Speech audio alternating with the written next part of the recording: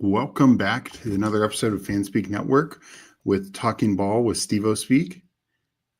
We will get right into it in just a couple minutes, having a few technical issues. Hopefully, let me know if you guys can hear me and if the video is working and everything. Just want to make sure everything's going well.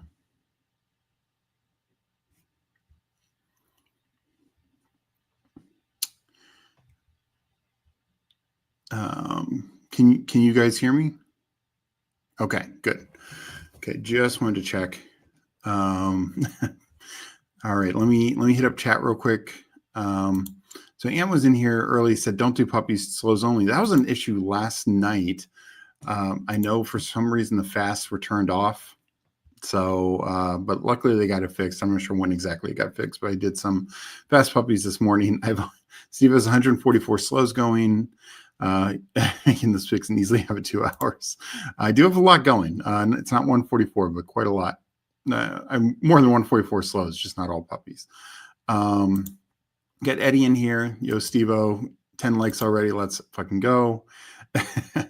Yeah, no, appreciate you guys jumping in. Yeah, sorry, having a few tech issues right now. Steve addressing his ranks, but he hides his rank and driving one-eyed. Yeah, no, I will, probably move A-Rich up a little bit, but not too much. I still believe Daniel Jones is the guy there. And thank you for letting me know that everything is going well. I appreciate that. We got Hartman in here, GM. We got JT Bestball in here. What up? How's it going, guys? 2 other guys who do some streaming. I think JT Bestball might be on with Candyman tonight. I'm not 100% sure on that. So feel free to put that in chat. We will get going in a second. And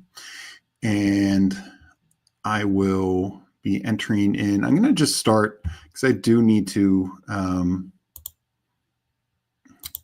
hold on. I was going to start by doing 3 puppies at once. So we're going to try and let me clear out some of my slows so I have the room to do that.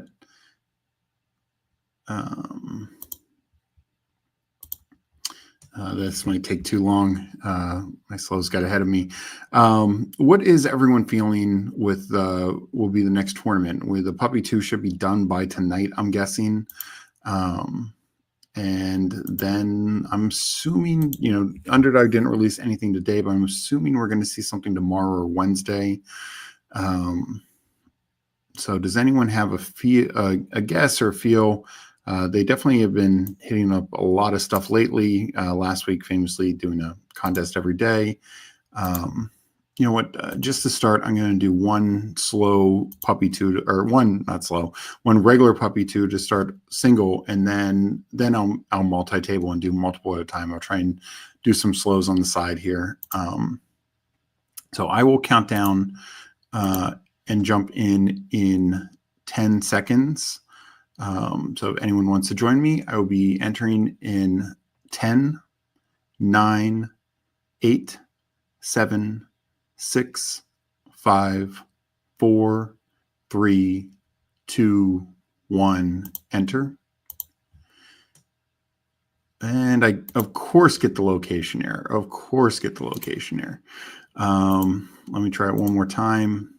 Oh, this is worst timing, Underdog. So let me enter from my phone. Sorry about the countdown. Not great, Underdog. Let's get in there now. So I'll be entering right now. Sorry about that. 6 more to start for this one. Hopefully you guys can get in something. Yeah, I have something going on with Underdog where it's showing all my fast at time 0, which is nowhere near to be the case. So not sure what exactly is going on.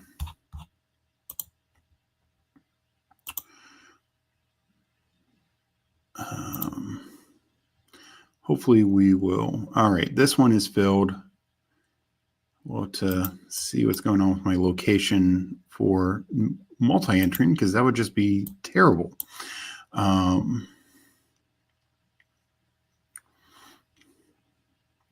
have location set. Yeah. All right. We will go back to get disbanded in here with the dot. Always good seeing you, disbanded. Hope you're doing well. No, that's Thursday with him and Hartman. Okay. Sorry about that. On Hartman's on Thursday. Gotcha. Iron Man died, so Best Ball Universe could stream in peace. Always a new pairing out there, which is cool to see. Yeah, hopefully another Schnauzer comes out. I think last year the Chow Chow was mid-August, so I don't know if they're going to do that again. But obviously, some of the higher dollar ones filled pretty quickly with the Dalmatian in 4 days, 4 or 5 days, and then the Bulldog in less than a day. We got our guy Jamie in here. How are you doing? We got Jason in here. Sorry about that with the location error.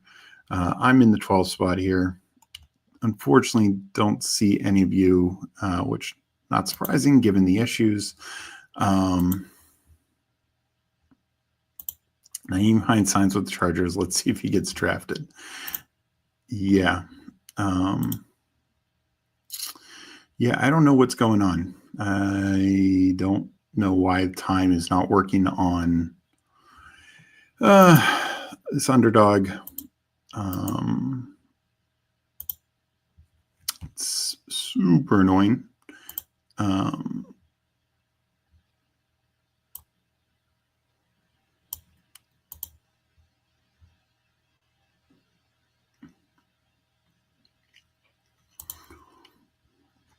So I will refresh after these picks. Maybe that will fix it.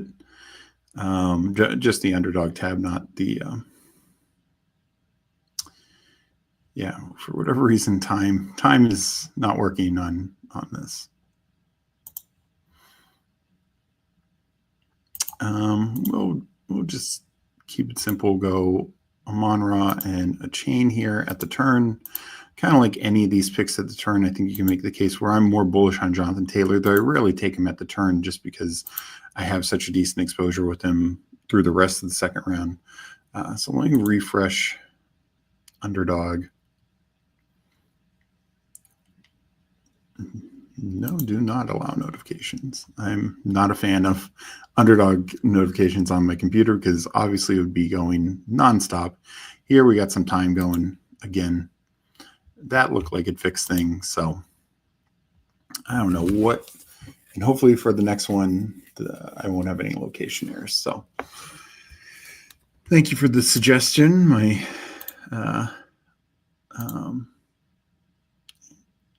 yeah, JT Best Ball, you are lucky. You're very lucky to not have any location errors. This is the first time it's happened to me on stream. I've had it when I've tried to jump in other streamers' drafts. And it's so annoying because like I generally prefer to draft on the desktop or computer. And it only comes up there. Obviously it doesn't come up on phone. How many rookies, sophomores are you up to? Let me check real quick. I think I'm over right around 100 right now. I have 51 more to max, so I'm at 99. Definitely that, and that is 93.5%, roughly the same fill rate as the Puppy 2. So yeah, I'm not going to max, I don't think either. Definitely not the Puppy 2. Probably not the rookie sophomore. I will say one interesting thing about rookie sophomores, we've gotten some news lately, not just the Samson stuff with Judkins, but you have like Worthy bolstered with Rice. And of course, yesterday, Noah Fant getting cut, Elijah Arroyo. I've a number of slows today. I've just been throwing Arroyo in, whether I kind of feel I need that or not, just because I think, and he's a guy who is just going undrafted. So he's just going to be extremely low owned in this contest. That's 93% filled. So, and he, and generally speaking, he shouldn't be drafting everyone. I mean, we have tight ends above him who we know are starting tight ends. Like like Theo Johnson or Jatavian Sanders, who aren't going to be 100% drafted. So, but I've just been tacking him on just because he's going to be so low owned in this. I mean, maybe 3%. I mean, I can't imagine much more than that. I've not uploaded my recent rankings. That's why I still have Rice so high. I have much lower now. Would obviously love this combo, but doubt we get it. You almost never get that anymore. Definitely not at the turn. Usually you don't see Terry falling, but if people want to believe that he's holding out, I will take the fall. Let's see what we get to us. Yeah, there goes Terry, and I'm going to be mean and just take Jaden. I just want a lot of Jaden, and if I keep getting him at the turn, I'm going to keep taking him at the turn. I will do the 1-1-1-1 build. These aren't my favorite guys to do it with.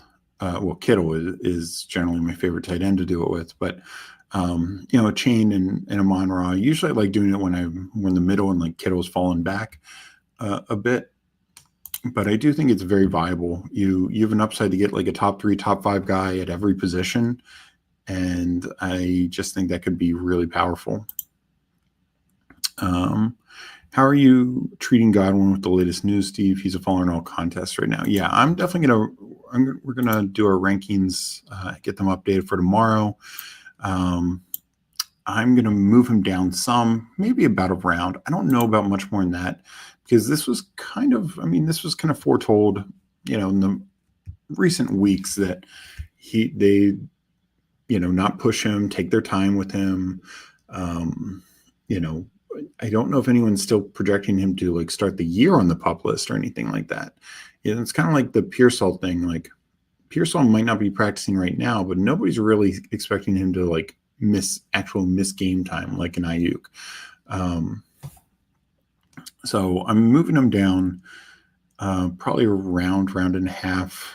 Haven't fully decided. We'll move because I was lower on Mbuka just from the vibe that he is the third wide receiver. So I'll move him up about half a round as well. Steve, is your dream contest called Old Yeller? It's only guys 30 years old. I mean, I think I'd crush at that contest, that's for sure. So yeah, I think it'd be pretty good ROI for me. I was planning on the Fant cut. I'm at a robust 18% Arroyo.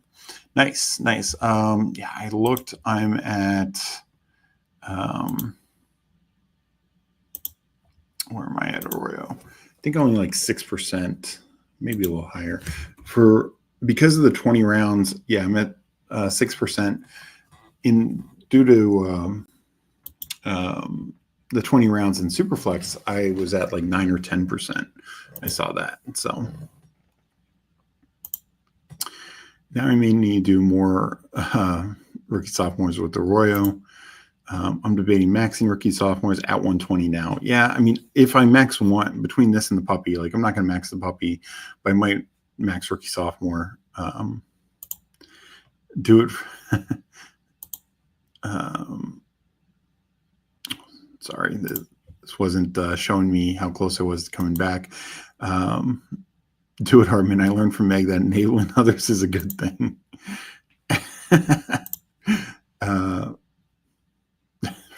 Fair point, Jason.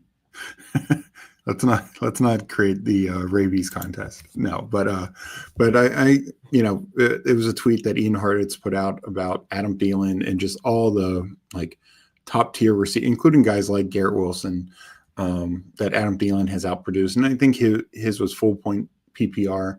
So there'd be some tweaks, I'm sure, in regular over the last 2 years. And it's true. And this is why I've been so down on him or so high on Thielen is even if you just look at total points last year, he ranked about 50th in total points and half point PPR. He's going as, well, let me make these picks and I'll check.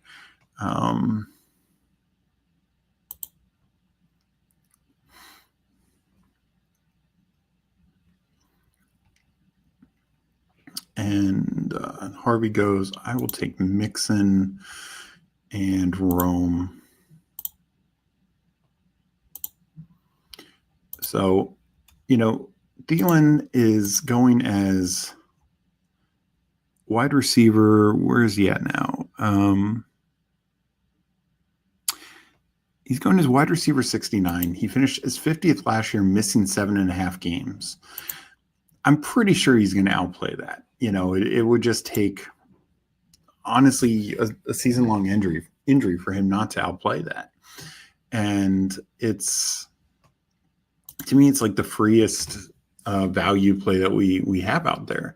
And I know people talk about, there's a lot of guys there now, T-Mac, Leggett, Coker. Sure. But that's a rookie. That's a second-year kind of bust rookie, and Coker was an undrafted rookie, and he did well, but it's not like he was not Bryce Young's guy down the stretch. And while I think T-Mac is going to be totally fine, and probably the top receiver in particularly half-point PPR with this touchdown upside in this offense, Thielen, I think, is going to get 100+ targets, and I think he is going to be the chain mover, the safety valve for Bryce Young. And I think on top of that, something that I always point to is the Panthers this offseason actually paid him more money. He had a contract. He was one more year under his contract. He originally signed a 3-year deal, and they actually added money, not just incentives, added guaranteed flat out money and a few more incentives. And I think it was essentially to make sure that he wouldn't retire or demand a trade like we see, Juwan Jennings. And, teams don't really do that, especially with a veteran like that. I mean, look at how many guys are taking pay cuts around the league. Zach Moss's, Jerome Ford's. Dallas Goedert, starting tight end on Super Bowl winning team, had to take a pay cut. And of course, the tight end, where if he was a free agent, I have to imagine quite a few teams will look to sign Dallas Goedert, at least kind of get Ingram money. He had to take less. And I get why he took less also, to just keep winning and all that. But, NFL teams are not historically known for just giving out money. So to me, that's a sign that they believe that they want him to be heavily involved. I like this. Fear the old man in a profession or men die young. Not sure where that quote's from. It sounds familiar. I can't place it. But thank you for joining us, Paul. Appreciate that. Hopefully now I got my issues. After this, I will try and multi-table, do 3 drafts at once. And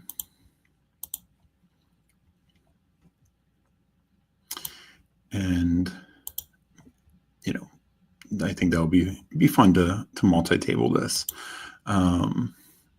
Meg on Friday did 5 German Shepherds Superflex at once.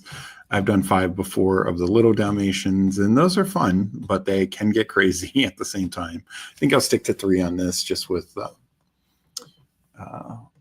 it being the puppy too, and wanting to try to get some decent correlations and stuff. So let's see, coming up, I'm at 1, 2, 2, 1. I feel like I could go any direction here. There's running back, could double tap receiver. Probably not taking a second tight end, though I like Hawkinson in this range. We just talked about him. And I will take Mbuka. And I'll take Shakir. Shakir, and, he's falling. He had 100 targets last year. It's going to be one of the best offenses in the league. He missed a game plus last year. It's a crowded room. I get it, but they gave him pretty decent money to extend him. I'm okay betting on him.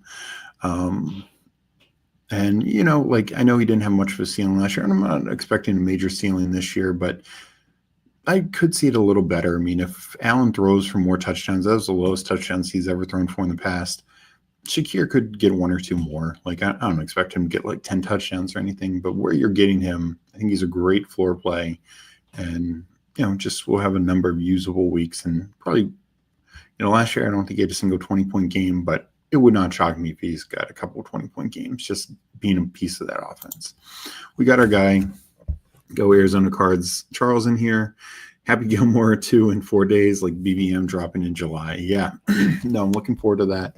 On the season 3 of Full Swing, they showed how how a lot of pros filmed with Happy at a tournament last summer, and that's just really cool because I know they had. It's been a while since I've seen Happy Gilmore, but they had some pros back then, but it looks like even more embraced it this time, and will be fun to see. And they got back all, I know they couldn't get everyone back in cast, but they got back the mainstays. Seeing Shooter McGavin should just be hysterical. Let's see. All right, coming up at the turn here. Fields going a little higher. Fields have been kind of falling for a bit. Interesting to see Mahomes go to 90. Has Baker not been taken yet, or did Baker get taken early? No, Baker not taken. I guess maybe with the Godwin news and the Wirths news, he's sliding some. I'm still going to be a big buyer in the Tampa offense. You look at what they did last year with all the injuries. I just think they kind of run it back. I don't see them really changing it much.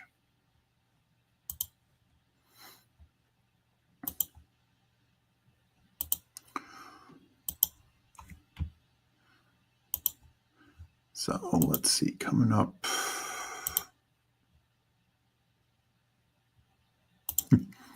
No worries. Appreciate you being in here. Appreciate you hitting the like. We'll be doing a couple drafts. Would like to do at least one batch bros today. Those are fun. I wrote an article for Fanspeak Substack about it. I really think that you can be unique and interesting with that approach it a few different ways. But one of the things I like about it most is you have the best odds in that contest for for getting a 6-figure payday on Underdog outside of like the big dog, which, that's $500 you could enter quite a few Batch Bros contests for. So yeah, it's 1 of 6 in the first round, then 1 of 5 to 375 person final. That's the same final size as this Puppy 2.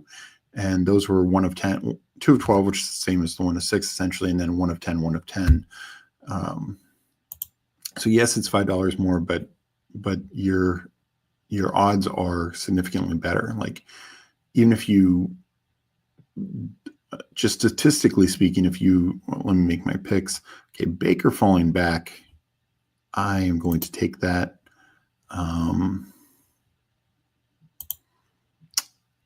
And yeah, I'm going to go, I'm not going to take Cam Skadoo. I know everyone would expect that, but I'm going to take Trey Harris. I just want a lot of him. I think the Mike Williams retirement, the coach and staff was asked and basically said, QJ will work in there, but Trey Harris has a chance to be the X. And I just am a big believer in Trey Harris. I'm a big believer in Justin Herbert this season.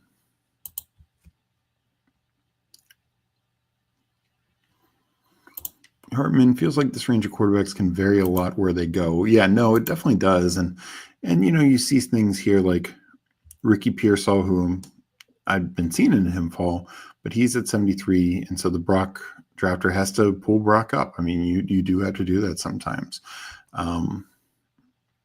Kyler, probably a stack with McBride. Yeah. So there's that kind of stuff. A lot of it. And I do think it is. I remember when Hayden and Josh went over the quarterback tier, you could argue the differences, But Hayden had this big tier of quarterbacks, essentially this range, and was like, it all really matters who you stack with. And I think a lot of that is true. There are certain guys I want more of, but Baker is definitely one of those. And when I get him falling, 15 picks, 14 picks, that feels really good. I don't have probably one of his primary stacks, but I still got a stack. And just think at worst he's a top 10 quarterback. He's been that last 2 years, and with 2 different offense coordinators, a lot of different situations happening with the injuries, with all his weapons last year. So I'm always going to be bullish on that. I doubt he throws 40 touchdowns again, but I think he'll throw 30 plus. Badge Bros 20 is awesome. I feel like my teams are 3 or 4 BR teams all in one draft. Yeah, no, it's very fun and interesting. And, that's the other thing is you want to get a little unique, but you don't have to go crazy unique. I mean, you could just do some things and still get like great starting receivers and running backs, but they're just a different kind than most people are taking, maybe dip a little past, because only, people need to keep in mind only 108 players are getting drafted in those tournaments. So you take a guy in the 120s and you are already pretty unique. And every draft, I'm amazed, and especially receivers, because receivers, so many go. Let's hit it up because we're coming into this range right here. Luther Burden is wide receiver 57. And Kyle Williams 61, Quentin Johnson 62. You could just take one of those, take a Thielen or Tillman, and especially I mentioned those guys because you also want guys with upside and potential, like a floor play, like a Demario Douglas is not going to make you unique because he's probably never hitting your lineup, just because you have so many alphas out there. Passing on Scatterboo, blink twice if you're in danger. No.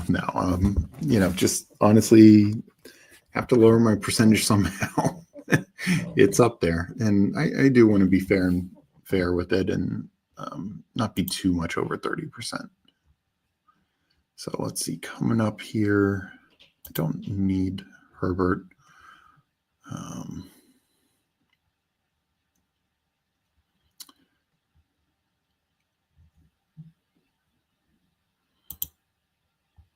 And take Ray Davis and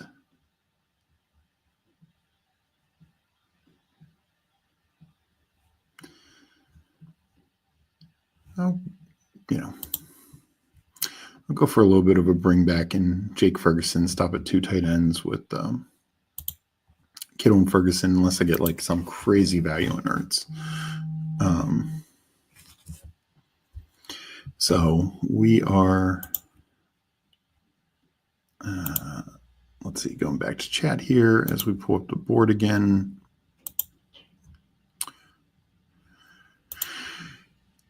Baker fall, you can always stack him with the free Otten. Yeah, no, I mean, I think I'm just going to stop at 2 tight ends, but I already have Mbuka, so I feel really good about taking Baker like that. But no, when he does fall, you can't stack him with Otten. And I think Otten, yes, it's a crowded room, but he's going to be the starting tight end out there basically all the time. Mitch, appreciate you joining us. I know he's a 0% scat guy. Mike warning him, but no, it's all good. We welcome all. Appreciate different opinions. Picking lower owned stacks also seems like an easy way to get different without losing much protection in Badge Bros. Yeah, no, and that's the thing. And one thing I like to tack on is like, particularly if I've gotten like, say, a Nico or a Jefferson, like McCarthy and Stroud are not getting drafted all the time. So right there, you can get unique and different as well, or vice versa. What Hartman's talking about is going with like, a stack that's not going to be as highly owned, just maybe point up a guy a little bit. Like say if you have Caleb, I mean, clearly there's going to be plenty of Caleb with DJ Moore, Caleb with the Dunze, but take Caleb with Burton, and it could be part of a double stack. But right then and there, like you've probably made yourself pretty unique. Same with May. Like if you May with Diggs, great, but bring up Henry as a second, or if you are going 3 tight ends. I'm not as big as 3 tight ends in that format, but bring up Henry as your second tight end. I mean, he put up decent numbers last year in a terrible situation. If May is as good as you're expecting him to be, then Henry could very well be a top 10 tight end. So no, I think there's a lot of ways to attack the Badge Bros. In Badge Bros, where's the line for each position where a lone player becomes too much of a stretch compared to losing useful points? So that's a good question. I think when we do one, maybe I'll do that next and then get back to doing multing puppies. Just because it's easier to see, I think, than just me describe it, because it's also certain types of guys.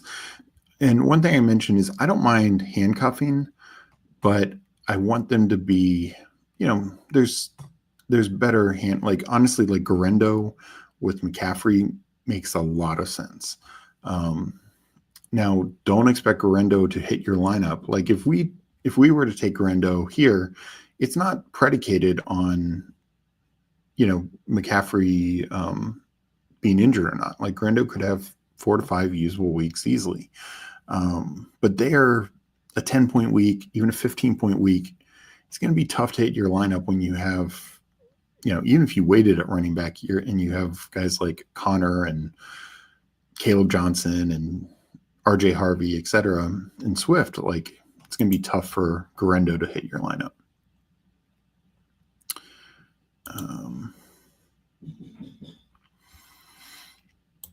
I'm going to just double tap running back here, catch up a bit, also get the stack with Eckler.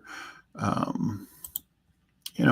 think we'll still see what ends up shaking out with the Quinshon Judkins situation, but I think Dylan Sampson moving up into this range makes a lot of sense.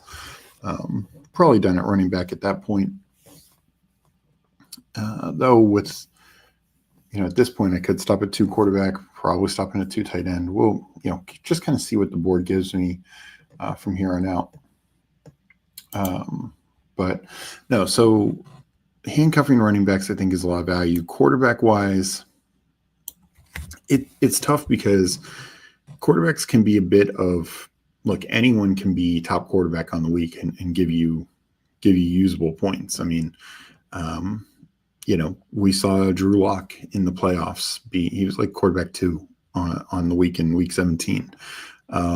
We've seen 2 years ago for the Patriots, I remember Mac Jones was quarterback 1 on week 1. I mean, he was awful. He got benched later in the year, and just can happen. We saw Kirk Cousins, who was banged up last year, have just a godlike week, and actually 2 or 3 really good weeks. So that's with him being injured. We saw Aaron Rodgers, a 30-point game week 15. That was like that was a high scoring quarterback week because you had that's the Allen Goff going back and forth. And I think Lamar had a pretty good game also. But Rodgers was 4th or 5th and pretty damn good. So you can get those kind of, and it's just adding a few points here or there can go a long way to separating you in your pod, because keep in mind, so one thing to keep in mind with elite quarterbacks, and I do very much like going elite quarterback and sometimes double elite quarterback in Badge Pros, is keep in mind, so in this 12 teams, if we say the Burrow is the elite quarterback cutoff, I know some people don't think he should be included there. To me, the fact that he, his last 2 healthy years, he finished 3rd and 4th among quarterback scores. I think we know if he's healthy, he can absolutely do that.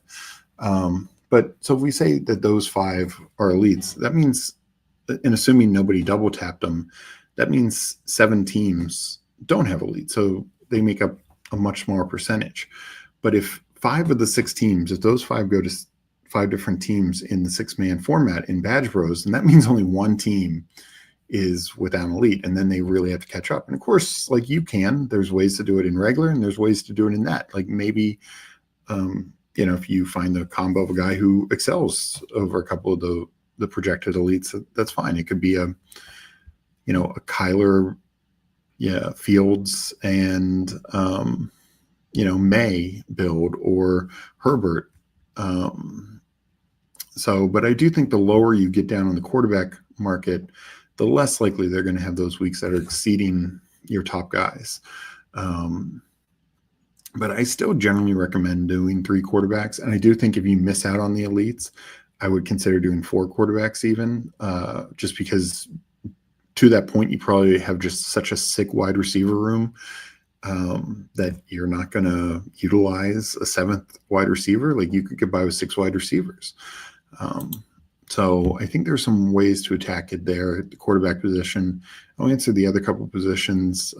Running back, kind of like I said, like, try to stay away from marginal roles. I'll get like honestly, or guys who don't get touchdowns. Like DeAndre Swift, he could totally pay off his current ADP in this format, but how many times is he going to have like a 25, 30-point game? Probably pretty rarely, if it is a 2 or 3 man backfield. Now, if it just becomes him, then yes, but 8 touchdowns is his career max, and that was his rookie year. Granted, that was in like 115 carries, but I just have some concerns about him. Let's see here. I don't take a lot of Michael Wilson. I'll take him here. Not my favorite pick.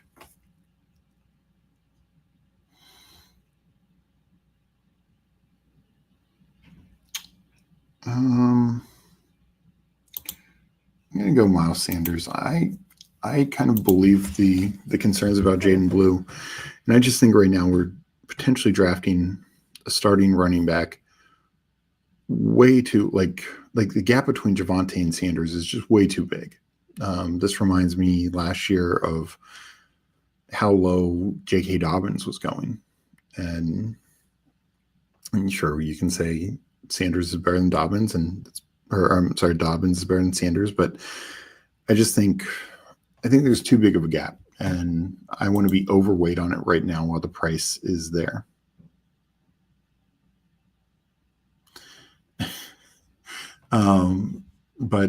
So the biggest one is just going back to Badge Rose for a second. I know we talked about it for a bit, but I enjoyed talking about it, and I hope you guys enjoyed as well.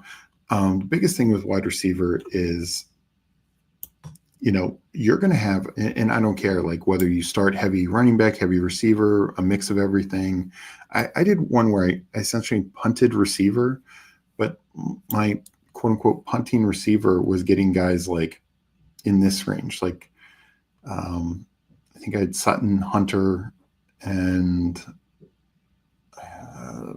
Rome as my top 3 wide receivers, but then my other ones were like Golden. I think I double tapped both Pearsall and Diggs, Trey Harris. I did 8 receivers because I waited on it, and it still felt good. Is it behind other room? Sure, but my running backs were just stacked. I had 2 elite quarterbacks. I had an elite tight end. So I felt really good across the board. But yeah, so later receivers, and honestly, like Khalil Shakir, who I took in this, like I don't think he's going to hit in Badge Rose near as much. Zay Flowers is not. Zay Flowers had 1 20-point game last year. He had 2, I think, the year before, but those were, I believe, both without Mark Andrews. So I just think some of these guys who don't get a lot of touchdowns, don't get, just a ton of total work, they can be very usable throughout, but I would not be overweight on them in a Badge Rose tournament that's going to reward touchdowns or just massive target share. And also high passing volume teams. So, truly, I'd rather have like Keon Coleman and just bet for spike weeks than Shakir. I don't think I've taken Bateman once because he's not really drafted.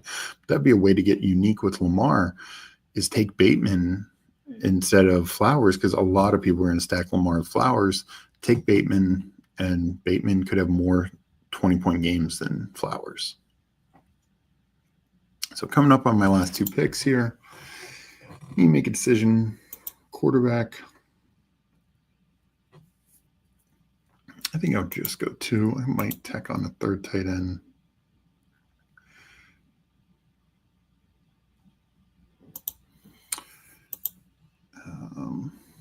I like Keenan Allen.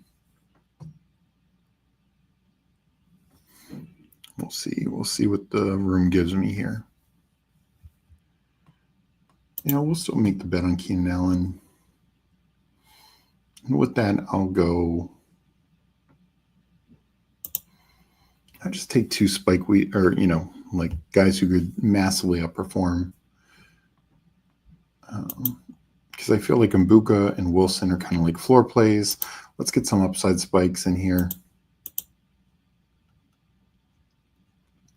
2682 final build. Let this draft play out. We'll get back to chat.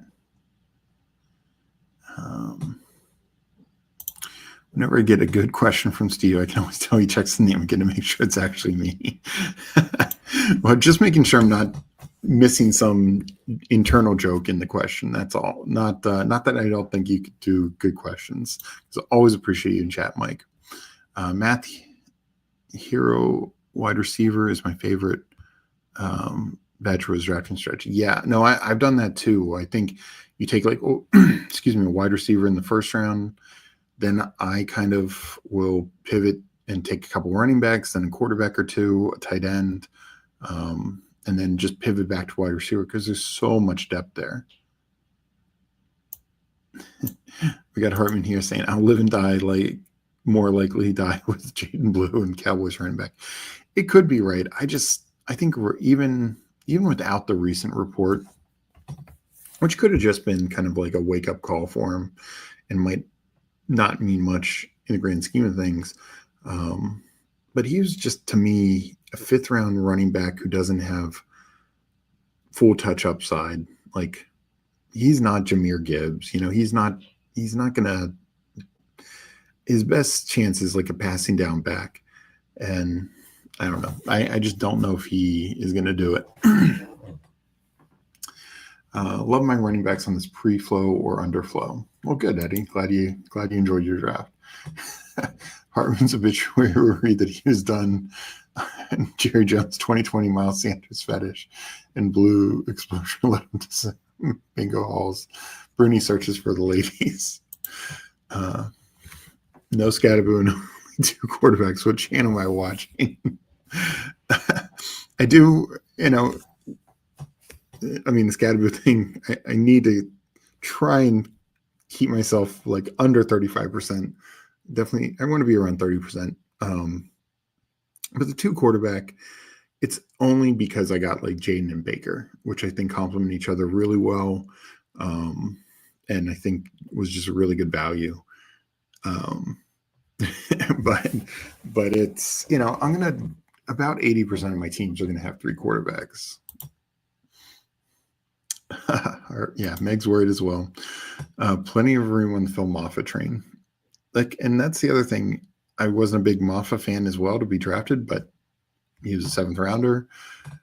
Would not shock me if he takes on a bigger role. And, I think it'd be to the detriment of obviously like Miles Sanders, but he does have some like goal line upside.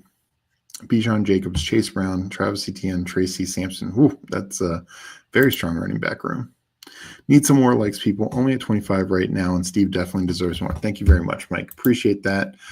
Anyone watching I will be doing some more drafts. Anyone watching on Twitter, please jump over to the YouTube side, hit the like button, leave a comment after the show. We appreciate it all. Appreciate all the support from everyone. So what's everyone feeling? How about I do a Badge Bros draft now? Excuse me. And we'll then pivot back to the puppy, unless the puppy's going to fill in the next, 20 minutes, which no. But it's at 94%, so it probably goes down, sometime, around midnight-ish. I do think we'll See, my guess is we see 2 tournaments this week. I'm thinking tomorrow and Friday, or tomorrow and Thursday. Okay. I'm going to, let's see, it is 7:20 right now. At 7:21, I will jump in a Badge Bros draft, though I do worry about my location error. But 7:21, I'm going to try and jump in a Badge Bros draft on the computer. And I apologize if it screws up anyone. Excuse me. So we will jump in less than a minute.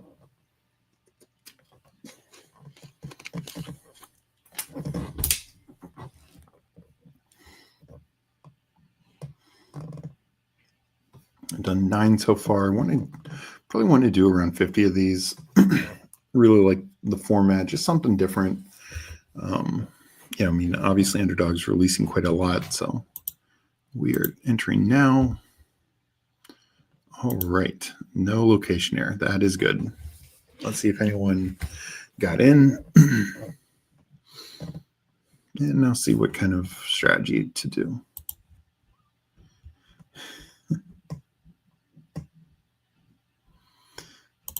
I didn't say. And at 7:22, we'll get the location error. That was the concern. Tim, good seeing you. Appreciate you jumping in chat. Appreciate all the support. I got the 3rd spot. We got Legion in here. Griff. Is that Phil? And then go Arizona Cardinals at the 6th spot. So I'm at the 3 spot. Legion, Paul's at the 1. Good luck to everyone. Only one of us can advance, but hopefully it's one of us who are in this chat.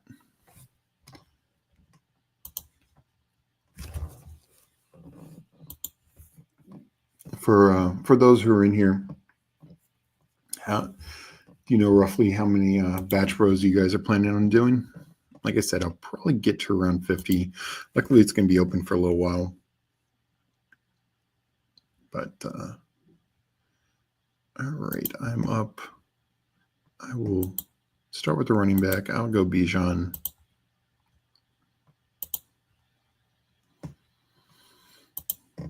And what's nice about these is these go so quick.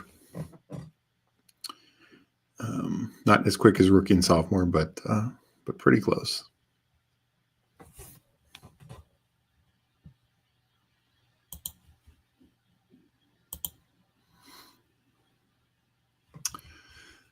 So I won't be able to go to the board as much, obviously.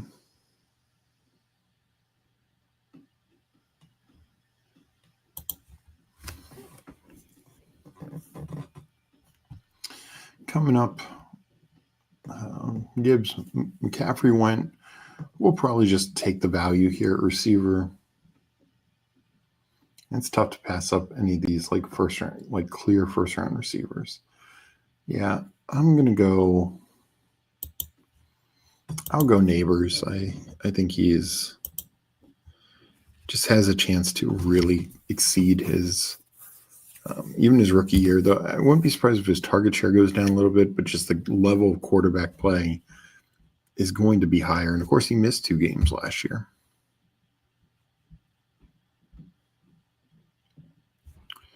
So 1-1 to start. Going to have an excellent pick here. Oof.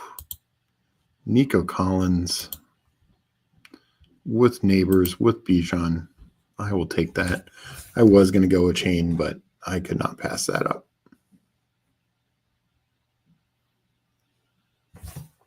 So we saw Legion pull up the Jackson Bowers to the end of the 2 and the 3, which is definitely early. Usually you can get them later, but I don't mind that because you're still going to get such great running back and receiver rooms. So to get the guys you believe are going to be the 1-1s at their positions, or, the top guys at their positions, just makes a lot of sense. McConkey, Taylor, I'll go balanced here. And, sometimes I do this. I just go ping pong back and forth, just kind of take whatever the room's given me. And I'll get unique later, find my quarterbacks when I feel it makes sense. So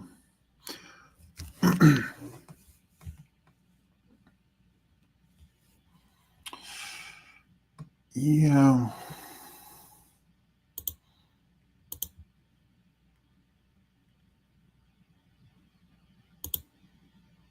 I'll go Josh Allen.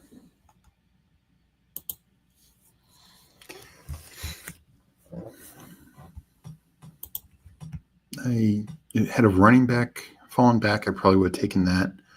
I think it was smart, Paul, grabbing, double tapping the running backs there. But yeah, because to me, I mean, there are definitely some receivers I prefer here, but looks like one of them will be getting back to me. And yeah, back to back elites go in there. Makes sense. And running back, I feel like I can wait a little bit.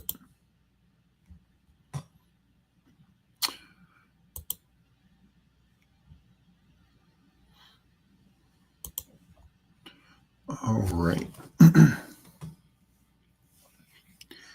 T. Higgins or Adams is my call. Griff takes Adams, so we will take T. Higgins. I mean, that feels like a pretty good start. And this is what I mean. When these are your running backs, these are my receivers, my flex will, probably be the next couple guys I take are going to be fighting for my flex. Like your Flowers or Shakirs are not going to, when are they ever going to outscore these types of guys? Like maybe once a year. So they offer some, and even that's probably because a couple guys are on bye. It's just not, not high upside. Speaking of upside, though, I will take James Cook. I don't mind Hampton there either, but I think Cook just offers larger upside in a better offense. Also pairs with Josh Allen, getting all the Bills touchdowns for, most of their touchdowns for one of the high-scoring teams feels really good. So quarterback, Burrow is gone, but yeah, it's going to be a little while. The other elite tight ends go. So, I feel like I can wait on that for a bit. And, coming back up, JSN, Mike Evans. I mean, these are third-round receivers. I'm going to get one of them. So I feel pretty good about that. I'm going to go Mike Evans. And if anything, the Godwin news only helps him.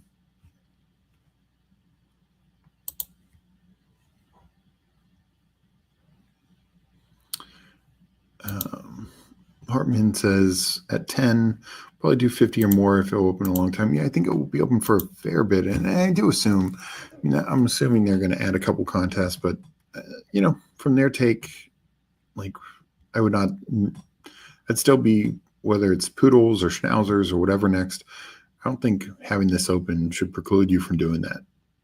Maybe if you get into late August and use, all these contests, marathon, sprint, eliminator still open, whatever, then you start like being more stingy. But right now, doesn't make a ton of sense. I'm going to pull up Pickens. I think he is the type of receiver I want. The spike week upside. Sutton has that a bit as well, but I just think there's a little bit more from Pickens. I'm not counting on him every week, but when he does hit, he can outscore some of these guys. But it is debatable because I think Sutton and JSN are clear number ones. And I think this is actually right. I think JSN has hurt a little bit more in this format just because, he's a good receiver, but most weeks he's not outscoring these guys.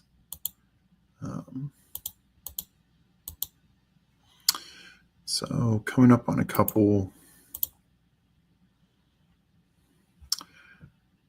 1, 3, 5. I'm going to grab Joe Mixon here. Get a fourth starting running back. Projects extremely well. Feel good about it.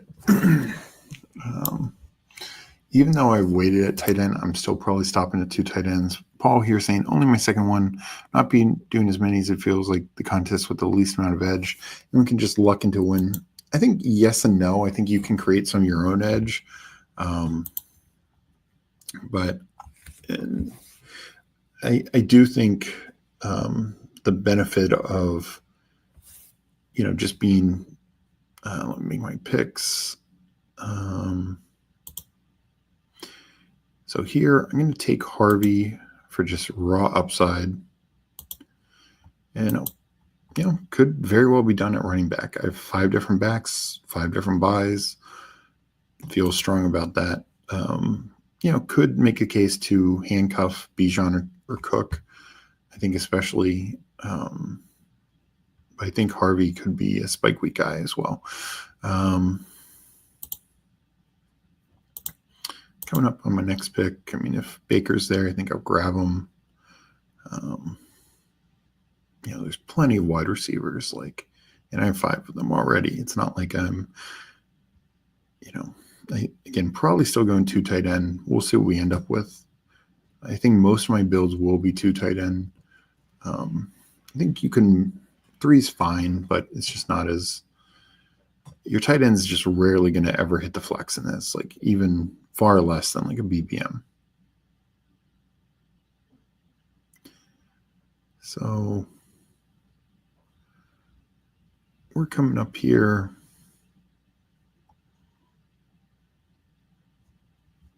I'll take Baker. I mean, we're talking another guy who is clear top 10 in spike week upside.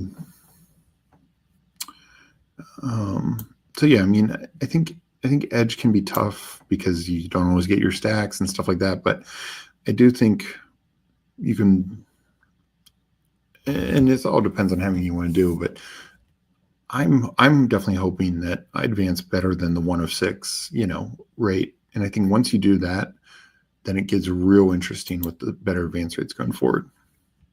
I got Chad in here, GM. Hope to hop in one of these later.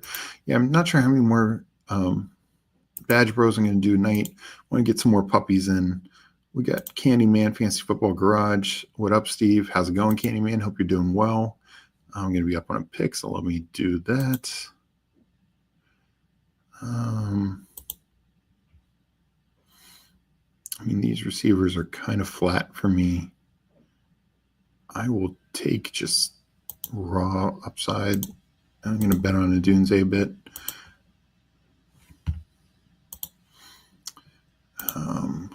In this format, do you think it's easier arbitrage to? Yeah, I do. I think I want to hit it. Tight end still, I think I'm going to primarily stop at 2. But quarterback, one of my early builds, I waited on quarterback, and I took 4. And when I say I waited, I took Fields, May, maybe Mayfield, because I had 2 of the same buy. But it's just, it still felt good. I mean, obviously I'm behind not having a true elite, but I'd 4 of the top 15 quarterbacks. So I think just hoping I'm getting enough just raw points from them. And then if that kind of team makes the playoffs, and gets really interesting, because then if it's a week where just top quarterbacks don't do well, then I think you could have a massive edge. I'm going to pull up Mark Andrews. I think he clearly has the upside to outscore some of the elite tight ends, being part of a great offense. So, yeah, probably looking at a third quarterback. There's just multiple options. I think you can make cases for Herbert, McCarthy, Love. After you get beyond that, it gets thinner. Bryce Young, I think you could make a decent, very low owned case for, because he is probably going to be, 5-10% owned tops.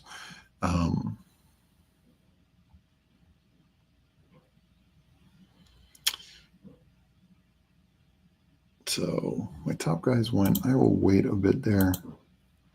I'm going to take a receiver. I'm going to take Chris Olave. You know, getting these types of receivers is my 6th and 7th. Probably tacking on one more, but really, really strong build, I feel like, overall. Tight end, I need to figure out what I'm doing here. I'm both quarterback and tight end. Yes, I was kind of hoping for Caleb.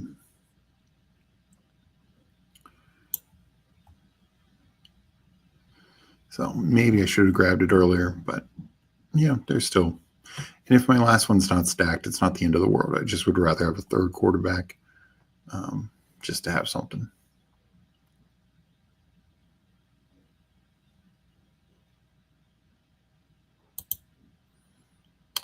So let me take Tucker Kraft here.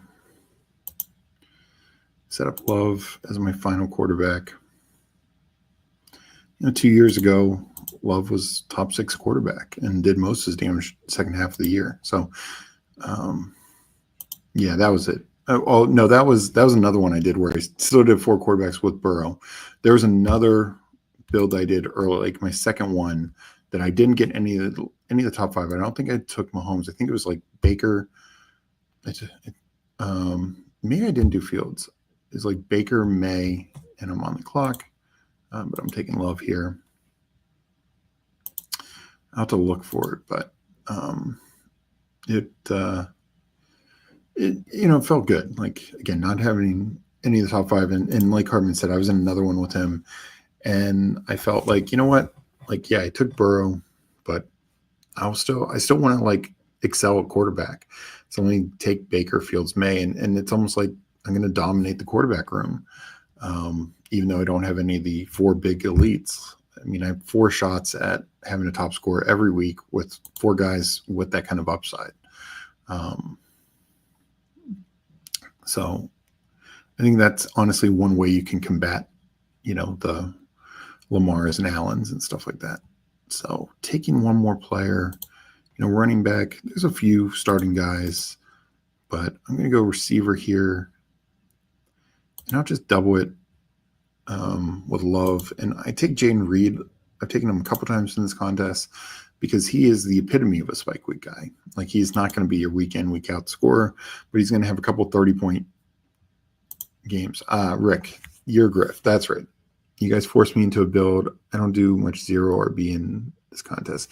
Yeah, I don't highly recommend 0 RB, but the thing is, 0 RB in this is so much different because, I mean, there's guys like Mason and ETN still on the board,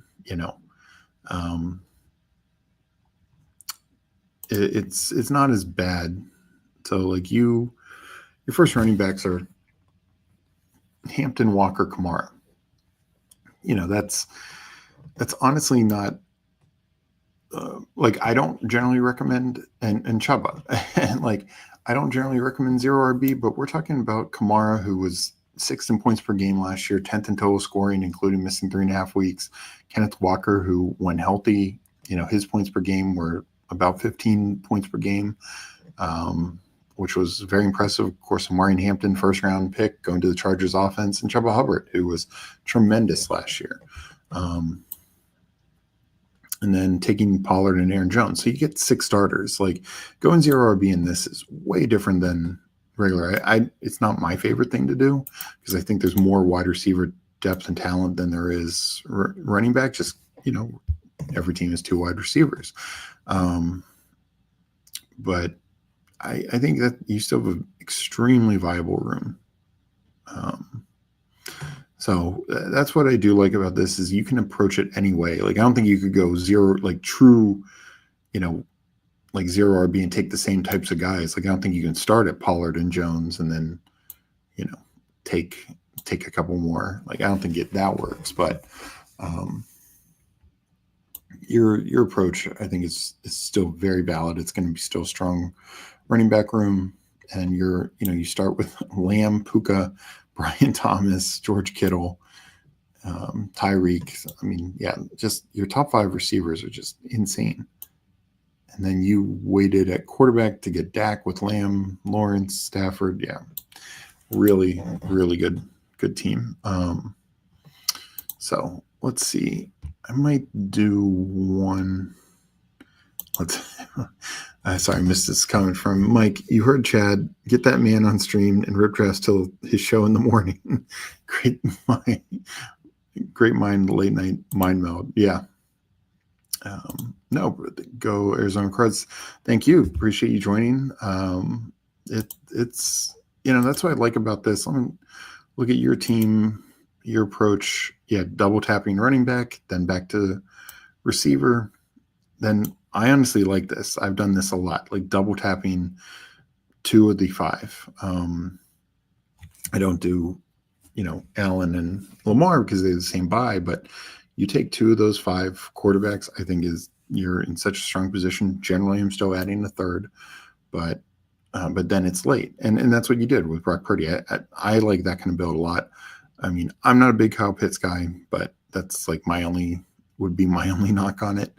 I honestly think having Evan Ingram and Mike Gesicki, your tight end room, I think is really good. And this is the other thing I will say, this format, taking some of these like injured or even the suspension guys, I think is more palatable in this format because I'm assuming Ricky's not injured, but like a Brandon Ayuk, maybe it is just 4 or 6 weeks, whatever, and he's back and back 100%. Well, you don't need to count on him for those 4 to 6 weeks because you have London, Brown, Worthy, Rice, who is dealing with his own issue, but same thing, and Sutton. And your running backs are strong enough to carry your flex. So I don't know if I'd take both of them, but in general, those types of guys, I don't mind basically at all in this format, just because you only need them for their spike weeks. Like Rice, I would take Rice way more than. Again, I'm probably only going to do 50 of these, but like going forward, I'm going to take Rice probably more in this than I will in regular.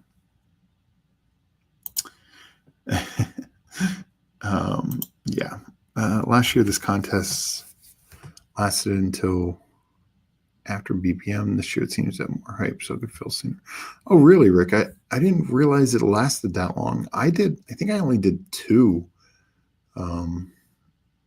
2 or 3 last year, and I thought it filled pretty quickly, like within a week, because it was much smaller last year. It was like less than half the size, I believe. So I think I'll do one more. I'll do one more batch of rows. We do have, speaking of shows, we do have a show tonight at 9:30. Bruni and Andrew doing a BBM. Let me do one more of these badge rows. I want to get a bunch in, and then I'll do like 3 puppies at once. I'm already over 100 puppies. I don't need to go too crazy on that.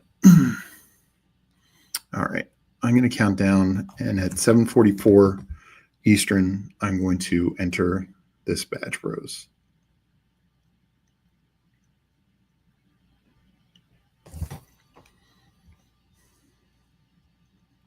So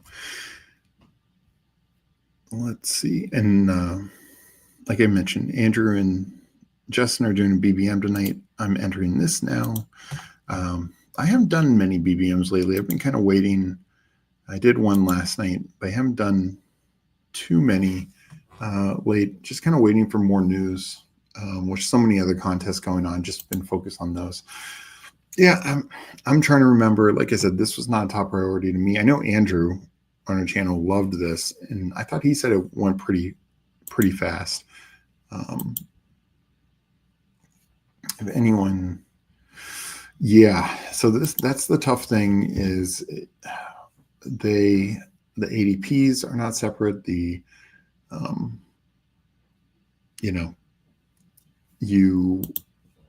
It's part of your overall exposure. Like I wish they would separate it. So it was like a different contest, similar to like they do with Superflex or Eliminator, Sprint, etc. So we got Hartman in here. That's the only name I recognize. I recognize Crutches, but I don't think he's in chat. So we'll, But I do recommend tracking your exposures. Absolutely.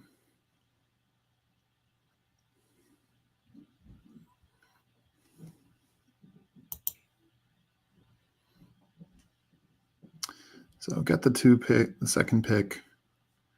We will, probably just take Jefferson.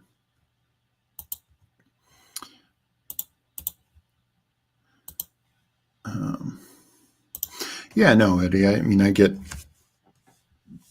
this is different, not for everyone, and while I think it's interesting. I think the payout structure is good. You do have to have a different mind. Get in a different mindset every time you're doing them, and it's fast only, so you can't do any slows. And there's just a lot out there right now. No, and that is we're partners with Best Ball Overlay.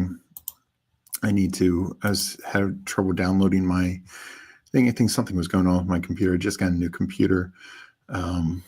So next time I stream, I'm going to try and get that totally set and working. No, Best Ball Overlay. Use code Fanspeak, get 25% off. It is so great when you're playing at volume.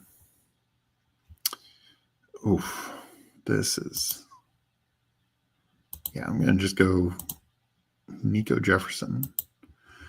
So highly recommended to everyone. You can always.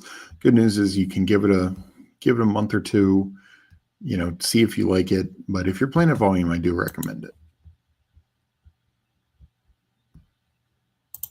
Eddie, my wife is watching the screen. My comments. Yep. Yeah, I hope soon, Eddie, you can actually play best ball. I know. I know you've been watching from the sidelines. We will take Brian Thomas, heavy wide receiver start. Usually I don't do this. I like having running backs early, but like we talked about in the last one, you can wait and still get a good, strong running back room.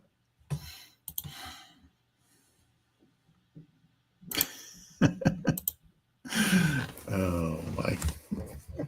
Well, I appreciate everyone joining in chat and everyone liking the episode and all the comments. Just always enjoy talking ball and talking best ball. I do think we obviously all love fantasy and love best ball, and just a lot of good topics to talk about. If you caught Neil's stream earlier, he had Mathology, or Neil Warfield, that is on the Flannelverse. Him and Mathology are going to do Marathon Mondays. We're going to stream, do a marathon every week.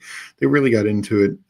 Meg and I are big fans of the marathon, and we did get one to fill, so we were able to do one fast, which was nice.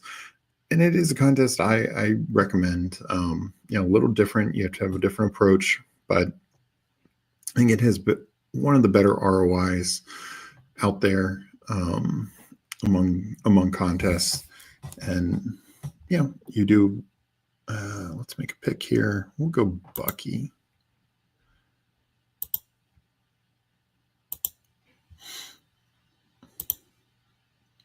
So both McBride and Bowers went. Quarterback, all the elites are still there. We'll see what Sherlock does. I might grab a quarterback here. Yeah, I will take.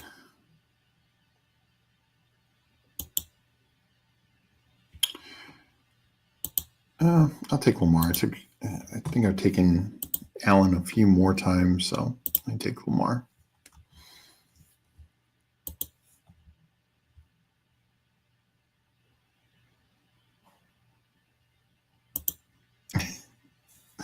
I did catch some of that. Eddie called an investment like that. Yeah, Mike. Definitely, we all have that Vegas story that we want everyone to know about. No, I know you're joking. Eddie called an investment like the kids do with crypto and options. Yeah. Fantasy football, drugs and ladies of the night. Great times. I know, Eddie, you are into crypto. I really haven't been much into crypto. It is. I wasn't this positive. I wasn't positive last year. But those who are, I get it. All right, let's see what we got coming up. Kittle's still there. That's tempting.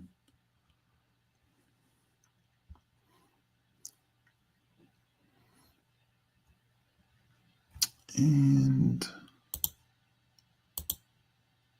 so Allen and Daniels go. Hertz goes. If Kittle comes back to me, I'm going to take him.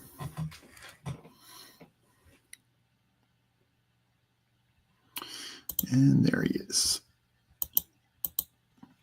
I do. I think most of my builds, if I end up with 50, I'm going to really try to have an elite tight end on at least half of them. One of the big three, that is. Let's see what's coming up here. Could go Mike Evans, some team correlation. He goes. We will take Hampton.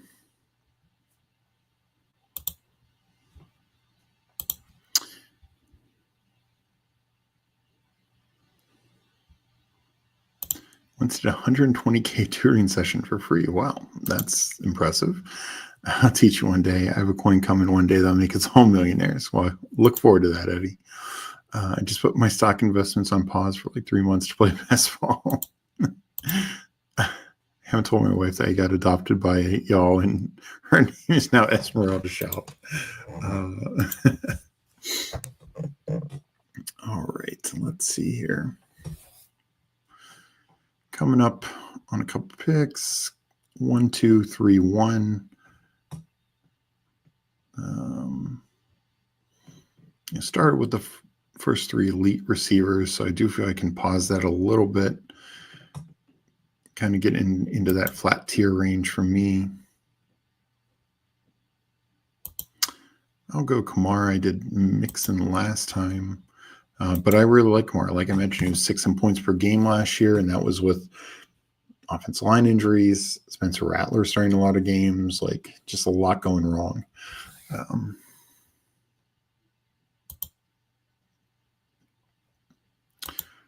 Burrow's still there. I don't have Burrow anything to stack with him, so I'll hold off on that.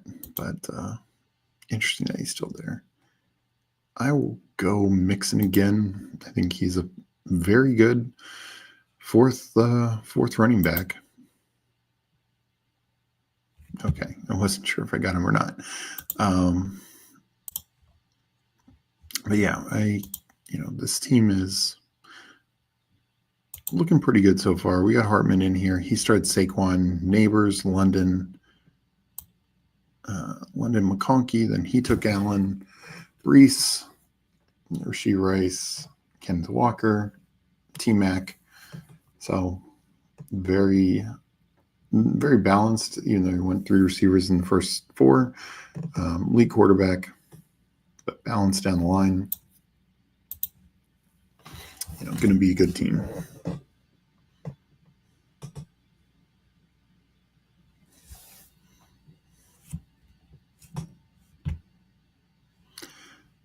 Oh boy, do I take Burrow? I know people would hate it, but it's extremely tempting.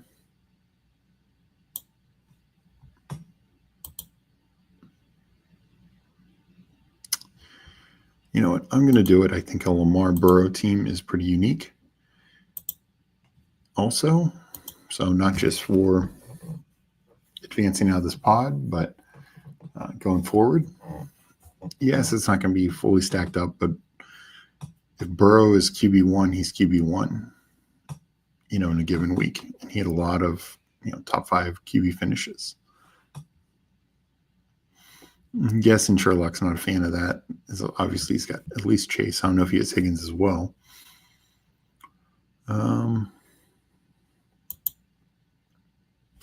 Didn't take Sutton last time. I'll take him this time.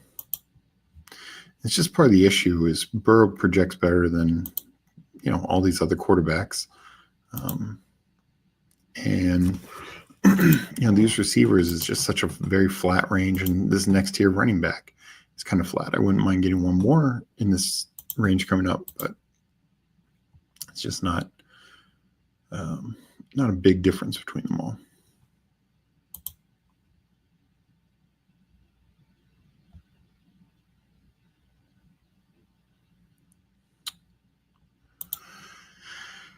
I'm going to say half and half in crypto. It's all in on best one, put 3K into Brett Base.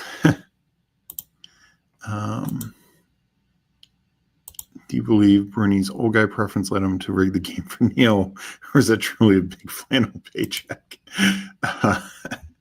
Oh, no rigging. It was just I didn't bring my A game. Let's see here.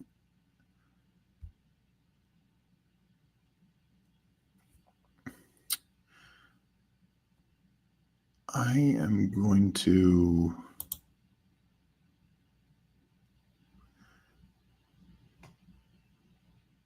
take Tony Pollard. I honestly think he's got a little bit more upside than Swift.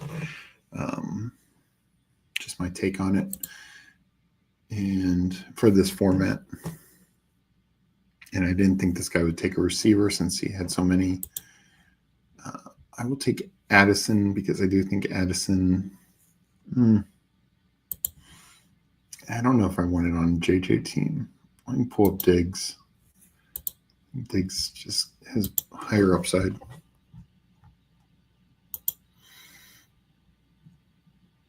Yeah, I don't think having both Vikings receivers is the best option. I feel like Burrow with an elite is more viable naked. It's more viable naked because Burrow doesn't need to carry you there, so he could easily low. Yeah, no, exactly. And we got Losimo. Hi, Steve. How's it going, Losimo? Hope you're having a good night. And, I'm not going to leave any mysteries here. I'm going to try and have Gesicki as my number 2 tight end, and that's the perfect pull-up option. And I think so there could be a week where, like I know it didn't happen last year, but what if that week 17 game, Burrow throws 2 touchdowns to Gesicki instead of the 3 to hit, and still 1 to Higgins, 1 to Chase, but 2 go to Gesicki, and Gesicki is the alpha in that game. We saw this with Washington and Daniels with Ertz over McLaurin. Even if McLaurin had Zacchaeus' game, Ertz was still the better play.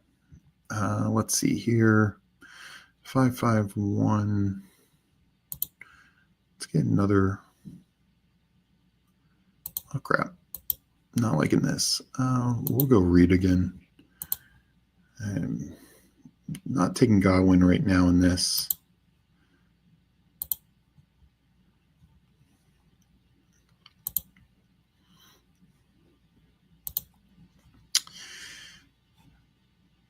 Probably should have just taken May, but yeah, this guy doesn't have a quarterback. He takes Brian Robinson. Interesting. And he's still going to get multiple good quarterbacks, but I think it's interesting to wait so long. So I would take May, 3rd stack quarterback. Well, if I get actually I forgot in my head that was Andrew's last draft. So yeah, no, I think it's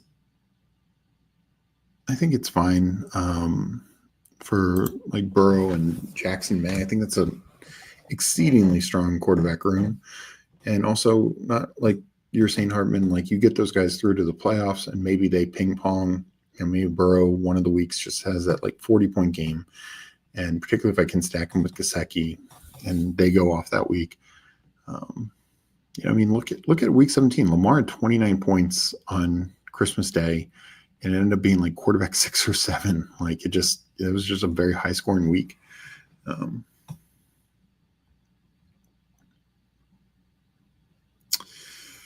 So haven't decided how I want to build this out yet.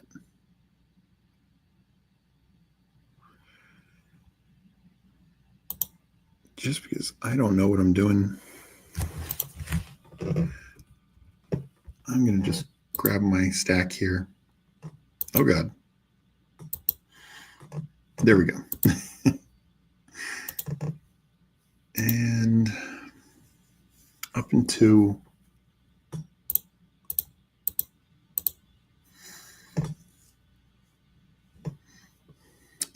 I mentioned not minding the receivers with some injury risk. Well, Chris Godwin, we know, has incredible upside. When he got injured last year, he was wide receiver 2 in points per game. So I feel like we're getting a pretty big fall there in this format. So I will take that, and I probably will go. I haven't decided if I'm going to do a 6th running back or an 8th receiver. Leaning towards 8th receiver, but I can make a case for either. Ricky's here saying I'm at 1.4K drafts, including ongoing slows. Wow. Does that include pre-draft as well, or just like post draft, since BBM launched? Would it be a leverage play to have a naked quarterback that go off to the playoffs so you don't have to catch up with the whole stack? Yeah, I mean, it definitely would make you very unique, and that's the thing, because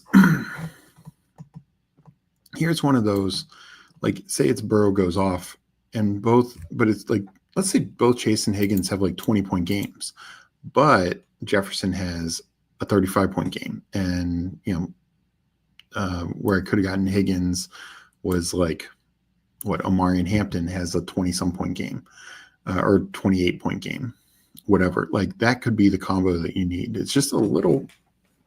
It can still function. You just, in this, you have a better chance of having the alphas outproduce. So I don't mind downs in this format. I think Mooney is a pretty good definition of a spike week guy, or Shaheed. You know what? I'll take Bateman. He's going to be pretty low owned in this format. It is a stack. So I do end up stacking all 3 quarterbacks. Overall, pretty decent build. I don't expect like Bateman to hit my lineup too often, but just gives me an out if he has like some 25-point game with Lamar. Only 2 tight ends, but Cato and Gesicki, 5 running backs, but all on different buys. So typically when I do that, I feel pretty good about the 5 running backs, because and this is the other thing, even with all the wide receiver talent I have, you should expect these running backs to outproduce, to hit your flex. Like Kamara and Mixon, are going to outproject Sutton, Diggs, Reed, etc.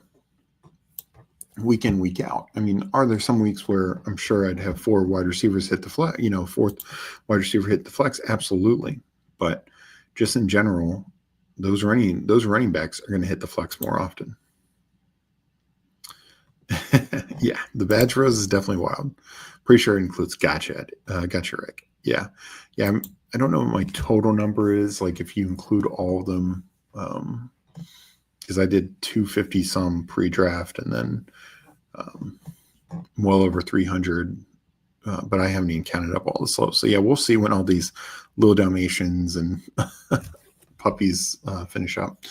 But I'm definitely up there. All right, I'm gonna try and do. Let's see, what are our likes at right now? Let me check YouTube real quick. Excuse me, and take a throat lozenge. But I'm gonna do multi-table 3 puppies at once, because I need to get out of here for Bruni and Andrew to jump in and do their BBM. They'll be on at 9:30 tonight on just some program announcements. On Jeopardy this week, it is the ballsy duo of Candyman, who was in here earlier, and Bindles. So that should be a good one.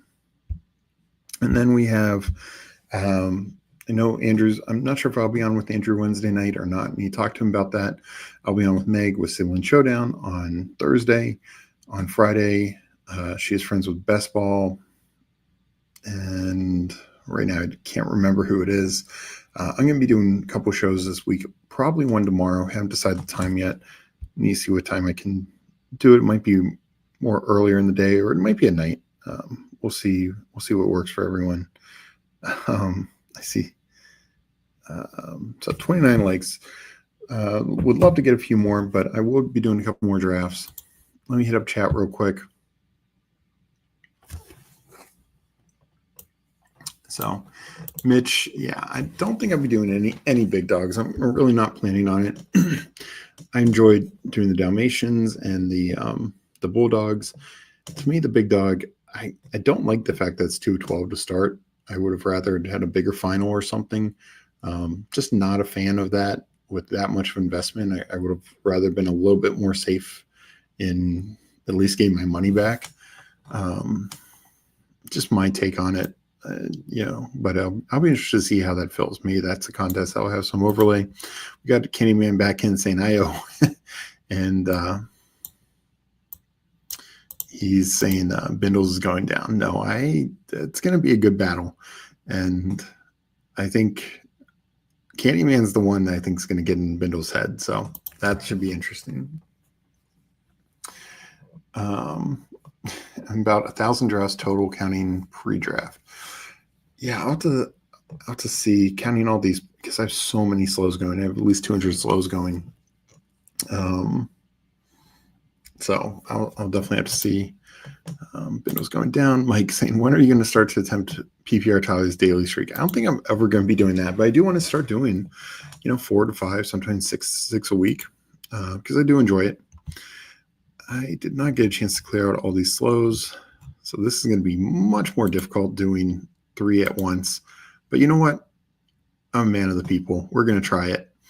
So I'm going to enter the next 3 puppies, puppy twos. And we will enter them at 8:08 p.m. and it'll be the next 3 drafts. So there's probably going to be some good EV there.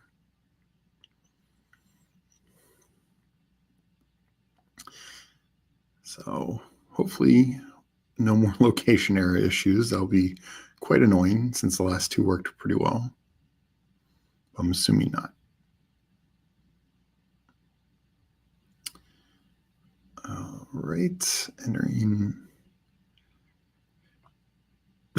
Must have just ticked over the time, but so at 8:08, I'll be in the next 3 puppy 2 lobbies.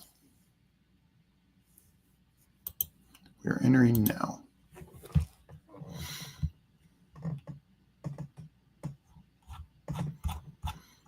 So one's already filled, one's about to fill, one's a little behind. I'm going to be getting some of these rookie sophomores or these other slows done. While I wait for them to fill and get ready, but I will hit up chat.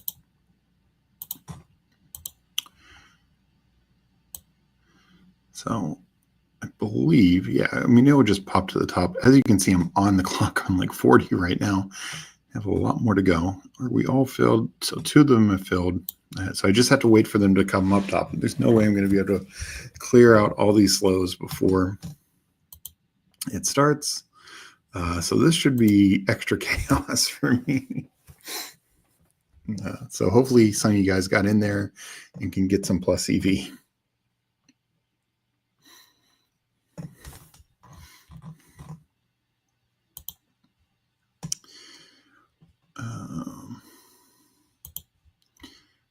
Let's see here. So Candyman, if you're still in chat, are you doing a stream tonight? If so, let us know what time. All right, first puppy 2. 3rd pick. Actually, let me go Jefferson. I need more Jefferson. Of all the top 6 guys, I have the least amount of Jefferson. So I'll just be going the star method and going it. In this one, I see Putt Daddy in here. That looked like the only name that I recognize. But let me know if you get in any of these and are enjoying the extra EV.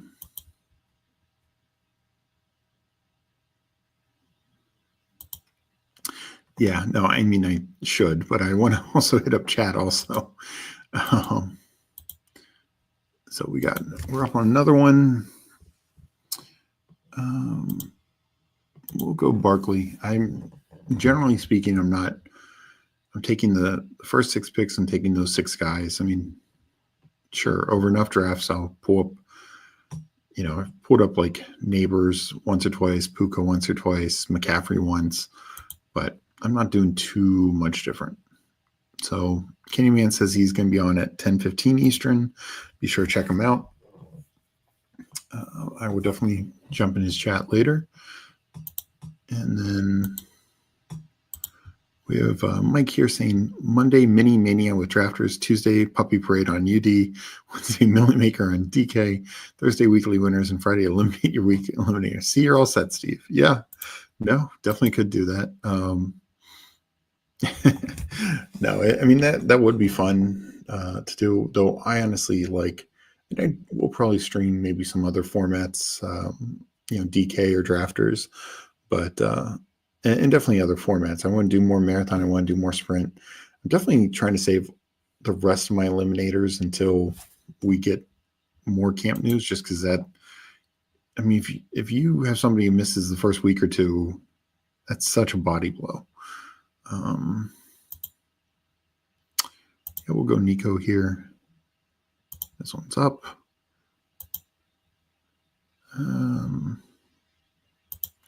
Tyreek feels good.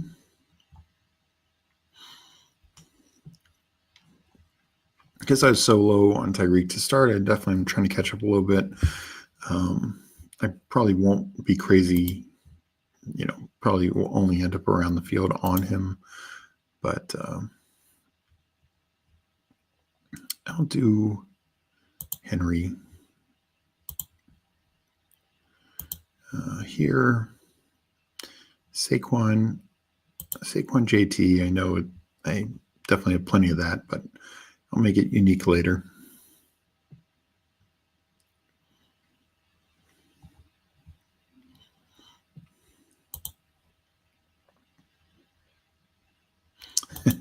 Paul saying he got in the second one. Your pain is my gain. Well, good luck to you, Paul. Oh, well, see, I almost missed a pick. We will go with T. Higgins. So what is this? Jefferson, Tyreek Hill, T. Higgins. That feels like a good wide receiver start. Yeah, I'm saving DK and drafters in case they drop big promos late. Definitely sounds like I know DraftKings teased it on Twitter, but it sounds like they're going to have another best ball week in August. Neil said on his stream today that he confirmed he was going to be a partner again. So I'm not sure when exactly that is, but it seems like they'll have another promo week for sure, and probably some other promos in and out. I mean, they definitely had been doing some promos throughout. Usually like once a week they were doing one where you could enter. Some maybe were viable for you, some maybe not, but I expect there will be some more of those. Drafters, yeah, I still have 50 more to go on drafters in the main to max, and I'm kind of waiting a little bit right now because I've already gotten so much in. I had no Tyreek in the big board, and that stand feels awful. Yeah, I had very little Tyreek in the big board. And I'm up. Should probably pay a little bit more attention. So definitely don't want Rashee Rice. We'll take an elite here. We'll take Josh Allen to go to 2 quarterbacks. We'll catch up at receiver later. Hope they do another deposit bonus on Underdog. Yeah, I'm kind of guessing there'll be some sort of promo this week. It's been a couple of weeks since they done any sort of promo. Wouldn't mind deposit bonus as well, but I'd love to see them do a promo, maybe just like even like a 5% back. Like you enter, $50, get 5, or well, less. I guess you need to do more than that, but you enter or 5-10% back, because those other promos they've done have been about 20 to 25% return. The marathon one, the sprint one, and then the one with all 4. So if they do something like 10%, I know that's basically covering their. Sorry, let me make a pick. We'll put mix in here. If they do something like enter $100 worth of contest over this 3-day period, get $10 back. Enter 150, you get 15, etc. Up to 300, whatever. And I know that basically covers their rake, but I think it would just drive contests. And I'm up at 2 at once. This is not good.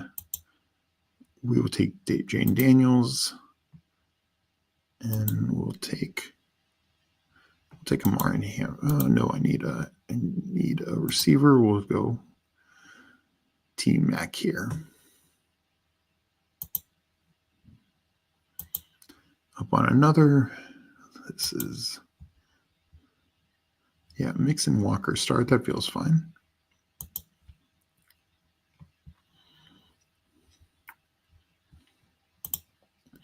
Yeah, I'm honestly surprised they haven't done more promos. And that's the other thing they could do is, and I'm on another. Let's do George Kittle. Like I was just mentioning, let's say 10% back, but it's like, $100, 10, 150, 15, 200, 20, have it go up to like 300. And if you get to 300, you get a marathon and a sprint ticket. And so it's just incentivizing people to play more. And if they get all the way to the top, you just get an extra bonus. You could do something very interesting like that, or I don't know, like same sort of things as before, like enter 6 or 7 drafts, get $25, $50 or $50, where the ones before, maybe it's, or no, I guess it's 25. So yeah, I think there's some things that they can do, but I understand people wanting it to filter out to everyone and not just those handful of contests.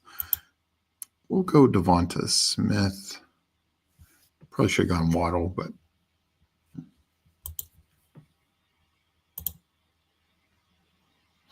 yeah, no, both the sprint and the marathon. The sprint was a little better than, or no, the marathon one was better than the sprint because it was, I believe, both were enter 7, get.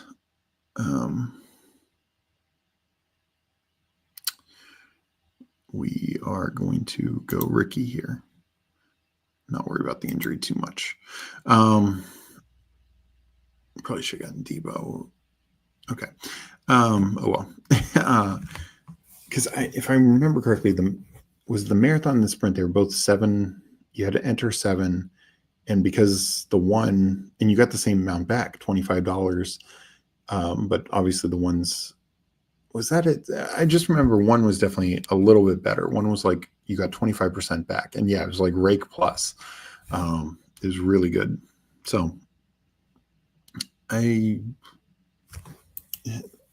am surprised it's been a couple weeks since they've done anything, and hopefully they are in line to do something again soon. I said I'll take Debo. Why not?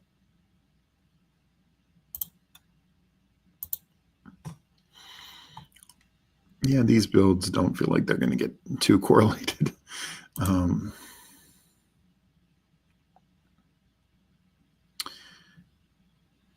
Yeah, Putt Daddy, I hope you're doing well. Good seeing you. I am you're on the clock in this one. I'm currently doing 3 puppies simultaneously, so you're getting some plus EV on that one for sure. Hope you're doing well, and thank you for joining us. I'd be worried about not a lot of Tyreek. No, he's very dependent on Tua, and that's kind of the issue. There's multiple ways that can fail. Got Green Bean in here saying, hey, how's it going? Got 7 seconds to go. We'll take James Conner because, well, I don't know what else to do. Yikes. Yeah, we'll take Jerry Judy. I don't have a lot of Judy. We'll use this to get a little more unique. For sure. Hope you're doing well, Green Bean. We need Steve versus Meg BBM. Whoever loses in the pottest, we're pretty sure with the other one's face on it. They were both rake plus. Yeah, but no, I think for sure they're going to do those again. And what's interesting is some of the big names I saw, like Ryan Lynx, who's been in almost all. He's maxed, I think, both marathon and the sprint, as well as I think eliminator and BBM. So I can't imagine many people have maxed marathon and sprint, but there's already some people who have. So they need to start getting more people interested.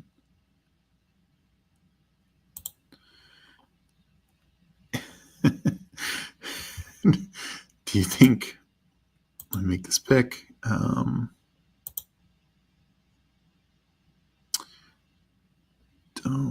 know what I'm going to do at quarterback, but we will take Cooper Kupp there. Do you think MUD is punishing the users for trying to help their obvious problem is they saw Darren Waller rise to tight end 22 and said, nah, let's cool deposits and promos for now. Yeah, I know it is interesting. They when they released the Gladiator program, in it they said we'd have like weekly promos. And for a while there, they were kind of doing that if you also counted a few of their deposit bonuses, but haven't really seen anything the last couple of weeks. So I'm sure they have other things planned, particularly with how well everything's been filling. But yeah, I'll be interested to see what's coming down the pipeline. Ooh, up on 2 at once, not ideal. We'll go Diggs in this one, and I need a quarterback. I am going to take Justin Fields.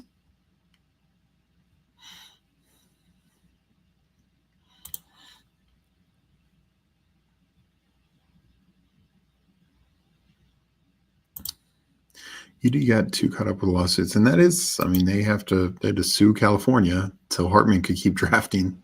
But no, I'm glad they did because it's ridiculous. So let's see.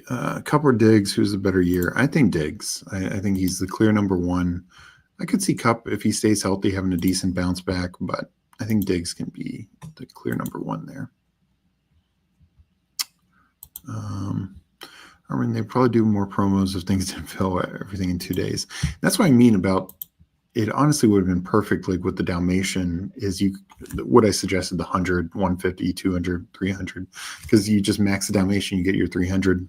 And, so, and that's why you just do total contest entries. So whether it's people doing puppies, people doing BBMs, people doing Dalmatians, people doing even, and maybe it could have been like, regular types of contests, and then like instead of collectively needing to do 4 of each of those other things, doing like $300 worth of, $100, $200, $300 worth of the other types of contest, sprint, marathon, and like collectively make those together, or at least do sprint and marathon together, since those are the ones they need to push the most. Yeah, it is. Let's see, 1, 2, 2, 1. We'll go downs here. Not on airplane mode, no. Just making sure. So it is. We're going to be up on. I think I have to take Cam Scadaboo when I only have 2 running backs. Oh, up on all 3 at once. This got fun. Tony Pollard and.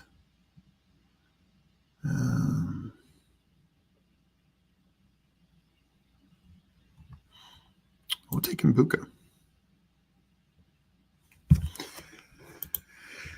So that should give me a break.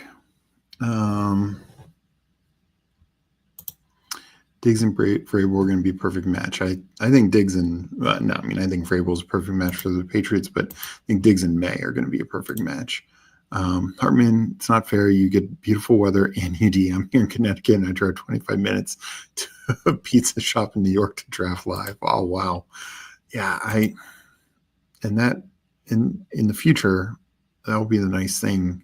Hopefully, at some point, we can get all the states involved. Because yes, there's people in, like some of these border states that still draft because they can cross the line or whatnot. Like Connecticut, or I've heard people from. I don't think Underdog in Louisiana, or no, it's not in Hawaii, which that would be a tough one to do, obviously, but like Washington, a few other states. So it'll be nice. I know they're relatively smaller states, but that will help grow the size of the game. In How to See Even Leaving. Hulk Smash Potatoes. How's it going, Hulk? Are you in one of these 3 drafts? I'm doing 3 puppies at once. So I know Puck Daddy's in one. We got Legion in another. We will take another Scatterboo. No, we'll take Trey Harris.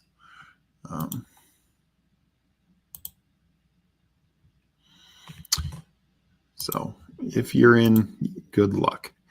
Sprint and marathon woefully behind what promos galore. I mean, I do agree there's going to be more for sure.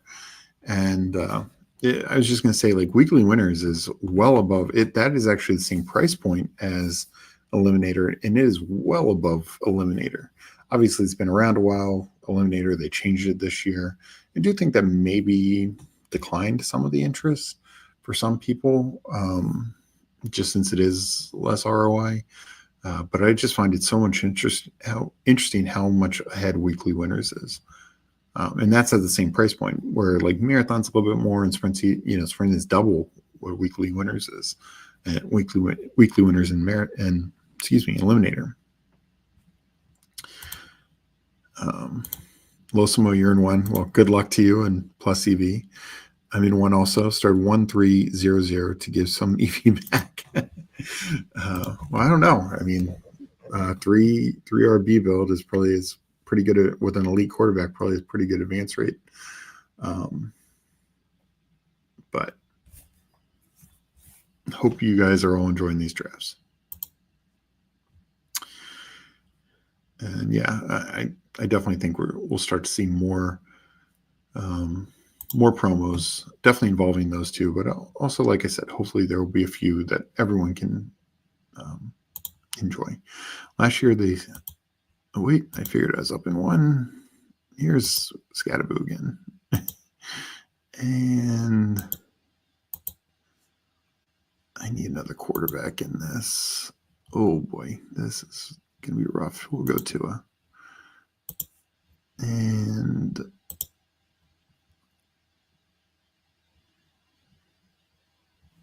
we'll go Charbonnet. Last year they slowed down on the small contest to try and get sprint marathon filled. Hopefully that doesn't happen again. Yeah, I hope so too. I hope they kind of treat all these contests. I think they should treat them as separate entities. Obviously, people, whatever your budget is, can only do so much. But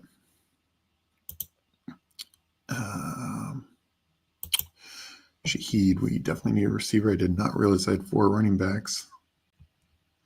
I think I got confused what draft I was drafting Scatterboo in there.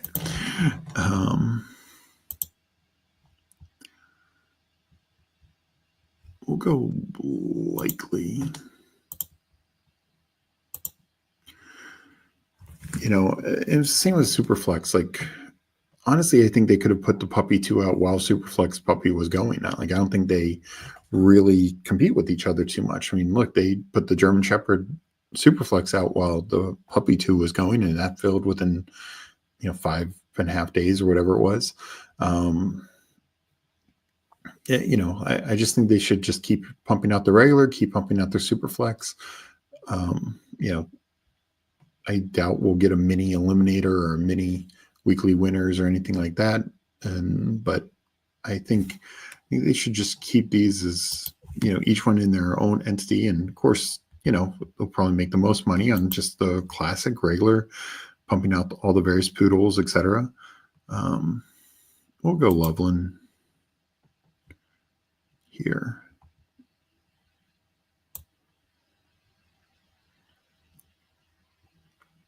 Yeah, it's going to be tough. build, but yeah, so that's how I would approach it.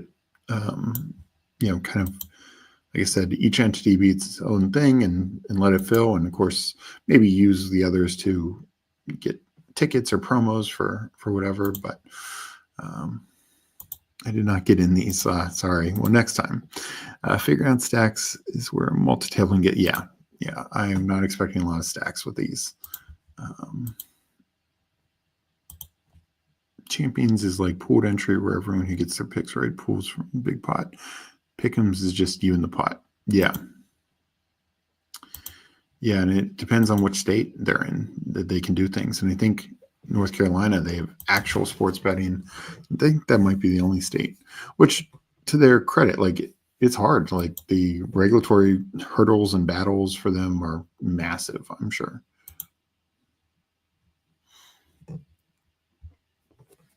And I'm sure it costs them quite a bit. So it's not, like I want it to be as positive ROI for all of us, but I also understand at the end of the day, they are, pay quite a little bit in, license fees and stuff for all these states.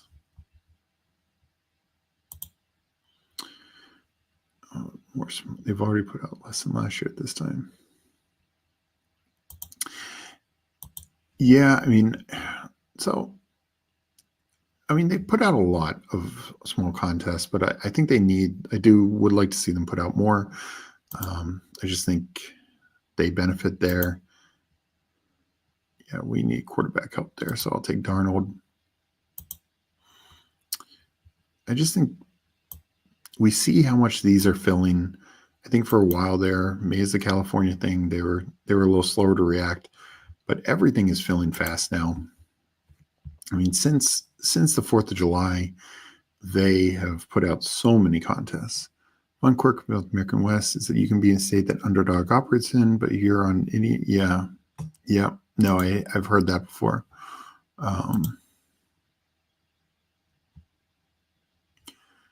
We will take Kincaid for the stack, and then I will need to catch up at quarterback.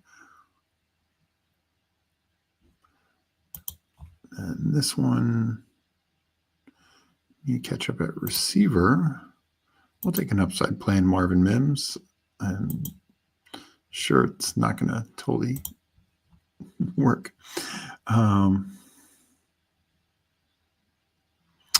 You could only play 1K, Steve. What tournaments would you be playing? Well, I do think I enjoy the pre-draft quite a bit, so I would allocate a lot to the big board. 3 of 12 to start, and I just felt I had an edge there. Did I miss a pick? Okay, not on airplane mode. That's at least the most important.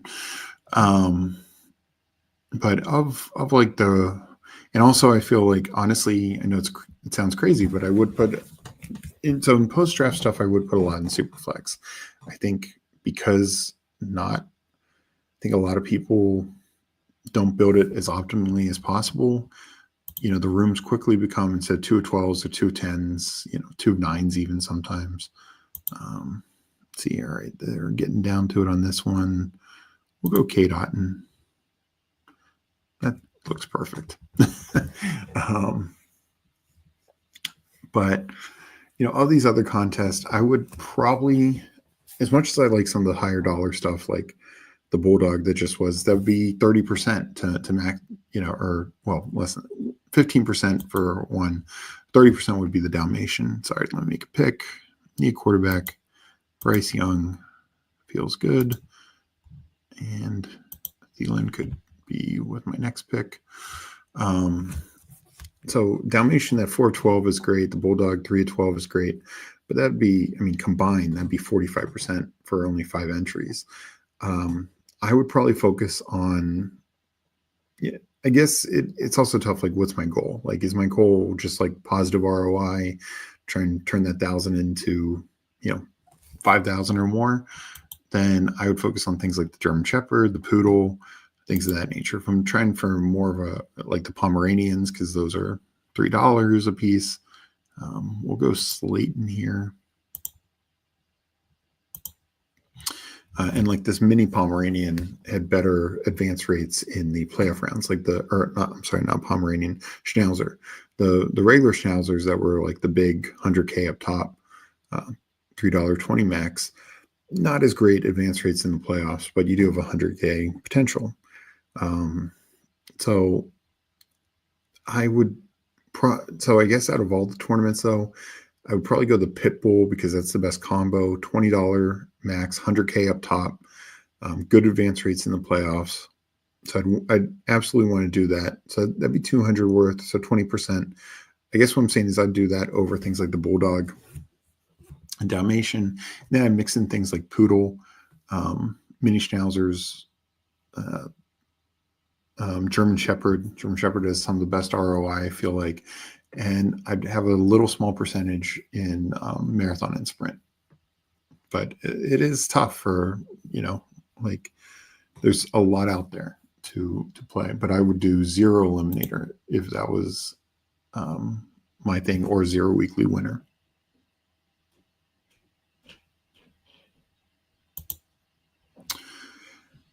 I think those are fun contests and can have a lot of good sweats, but I don't think they are good ROI. So we'll take Thielen with Bryce Young.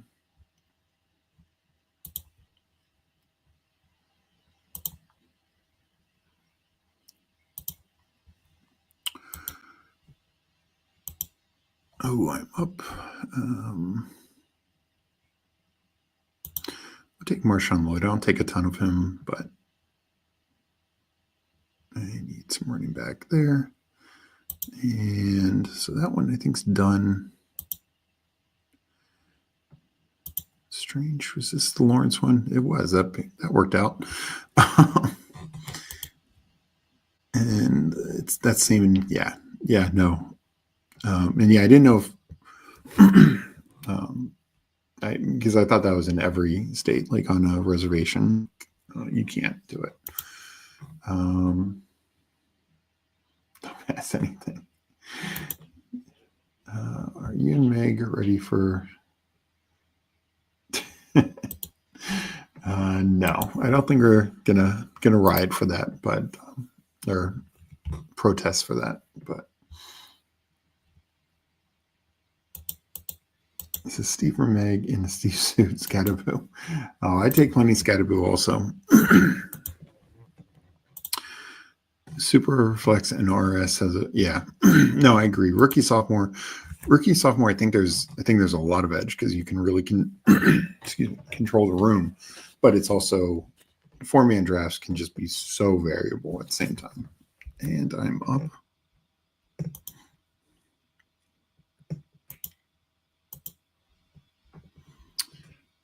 We will take Braylon Allen because we definitely need to catch up there. But yeah, I think I wouldn't obviously want to like max enter Superflex because, max entering the puppy. I mean, I did that, but if you only had $1,000, that's 750 of it, so that's a lot. But I would want a good chunk of money into the Superflex.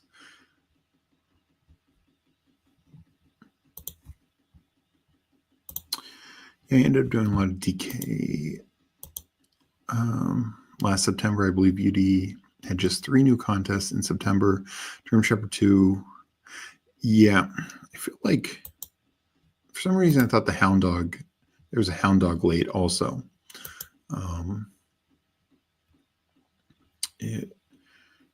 Or maybe another Schnauzer. So it might have been a 4th one, but so I remember there was something that dropped like with 2 days, and it filled in like 2 days.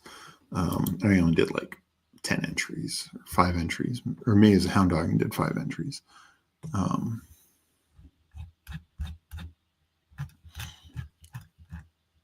So finishing, I think 1 draft's done. Maybe 2. I honestly don't know. Superflex, yeah.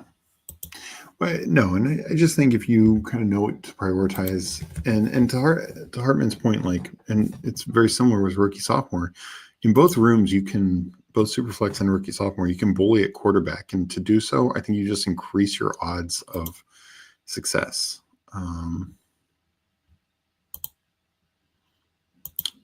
We will take Aaron Rodgers there. Just feel like I need a third quarterback. And coming up on this one in 2 picks, I need a receiver.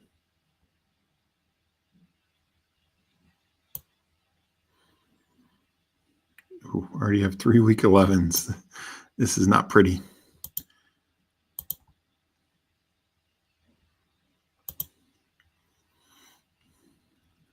I think this is probably my last draft. Oh no. Up in this. I'll take Rodgers again. No Josh Allen, but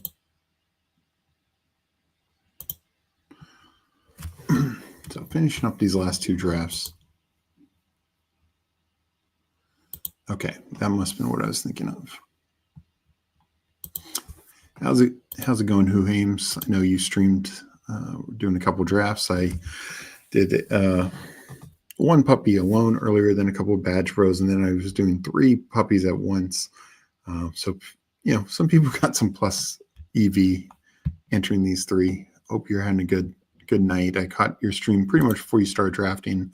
You're going over all the mic play projections. Is very interesting. I really appreciate you doing that. That was fun. So finish up the last 2 drafts. Oh man, that was wild. Them dropping the little board 2 like that. Like that was clear. There's no way they were going to fill that in time. And I don't know why they waited to draft it. It was like they dropped it like noon on Monday, and drafts had to be filled by 7 p.m. on, this is Eastern time, by 7 p.m. on Thursday. And it only filled like what, 60 some percent or something, 70%. It's wild. Like you should expect to advance like half your teams.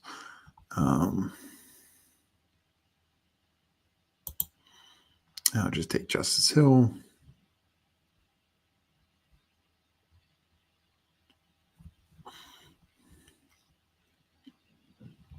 Oven and Kincaid aren't terrible if I wanted to stop at 2 there.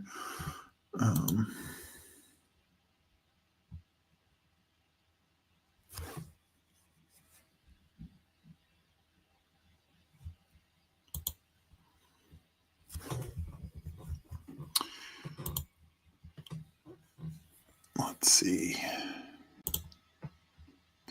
Yeah, no, exactly. They had 0 chance of maxing it. And it was one of those things like people kept saying like, oh, are you dropping a little board 2, dropping a little board 2? Never did. And they could have dropped it a week beforehand. And I don't think it would have changed the fill rate of the actual big board. And they could have filled it, like if they dropped it the Monday beforehand, even if you didn't have any slow option, you would have filled it.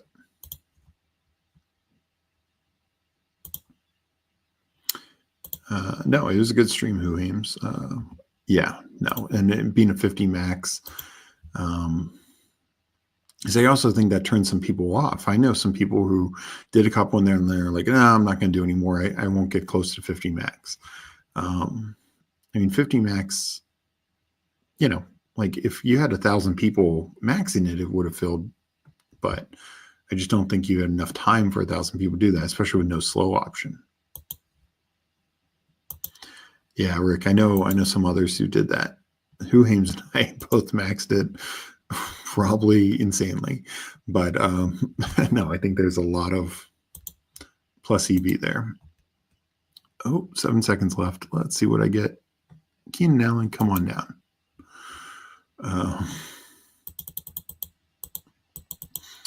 Yeah, I was multi-tabling then. It was at least 30-second clocks, but I was doing like 4 drafts at once with that little board too.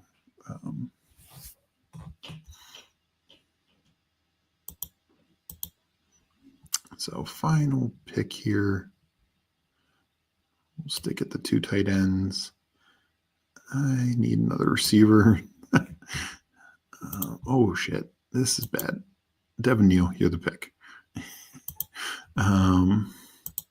This is going to be my guy MVS. Should have taken Brandon Cooks for all the Saints receivers. That would have been real good, as Chad mentions here. You know, the issue, the worst part about Week 11 is you're loaded with Saints. Yeah. Let me catch up with chat. So that was fun doing the 3 drafts at once. So I appreciate everyone for joining and watching the chaos. People begged for Little Board 2 all of April, and they did 2 days before. Yeah, that's what I don't get. Like, even if they didn't want to mess with slows, they could have just released it a week before, and I think it would have easily filled. Yeah, Hartman, no, I know you were in the Little Board streets as well. I just didn't sleep for like 4 days. I think I only managed 40 of 50. Hulk Smash said, Paul, I only did 8. Well, I mean, in retrospect, you might have been the smart one. Because I don't know how great our teams were. But if you look at it, let me actually bring that up now and completed. Because if you look at Little Board 2, let's see, only 64, less than 65% of the contest filled. So I remember doing the math at the time, like it should be like a 4 of 12, but it's kind of like a 6 of 12 is kind of what it goes down to. And of course, once you get to the second round, then it's 2 of 10, 1 of 8, which are better than average advance rates. It was very top heavy, which was also the problem. 15K. I think that maybe turned some people off a little bit, because just to get to finals, you only get $30. If you maxed it, that was 150. So you'd need multiple teams to the finals to kind of pay off for it. But in a way, it's kind of like the way the little Dalmatian was, where, yeah, getting to the finals isn't going to pay you off. But it's like a lotto ticket. But had they wanted to, they probably could have made it a little better to flatten the payouts a little bit. And that also might have had a few more people playing.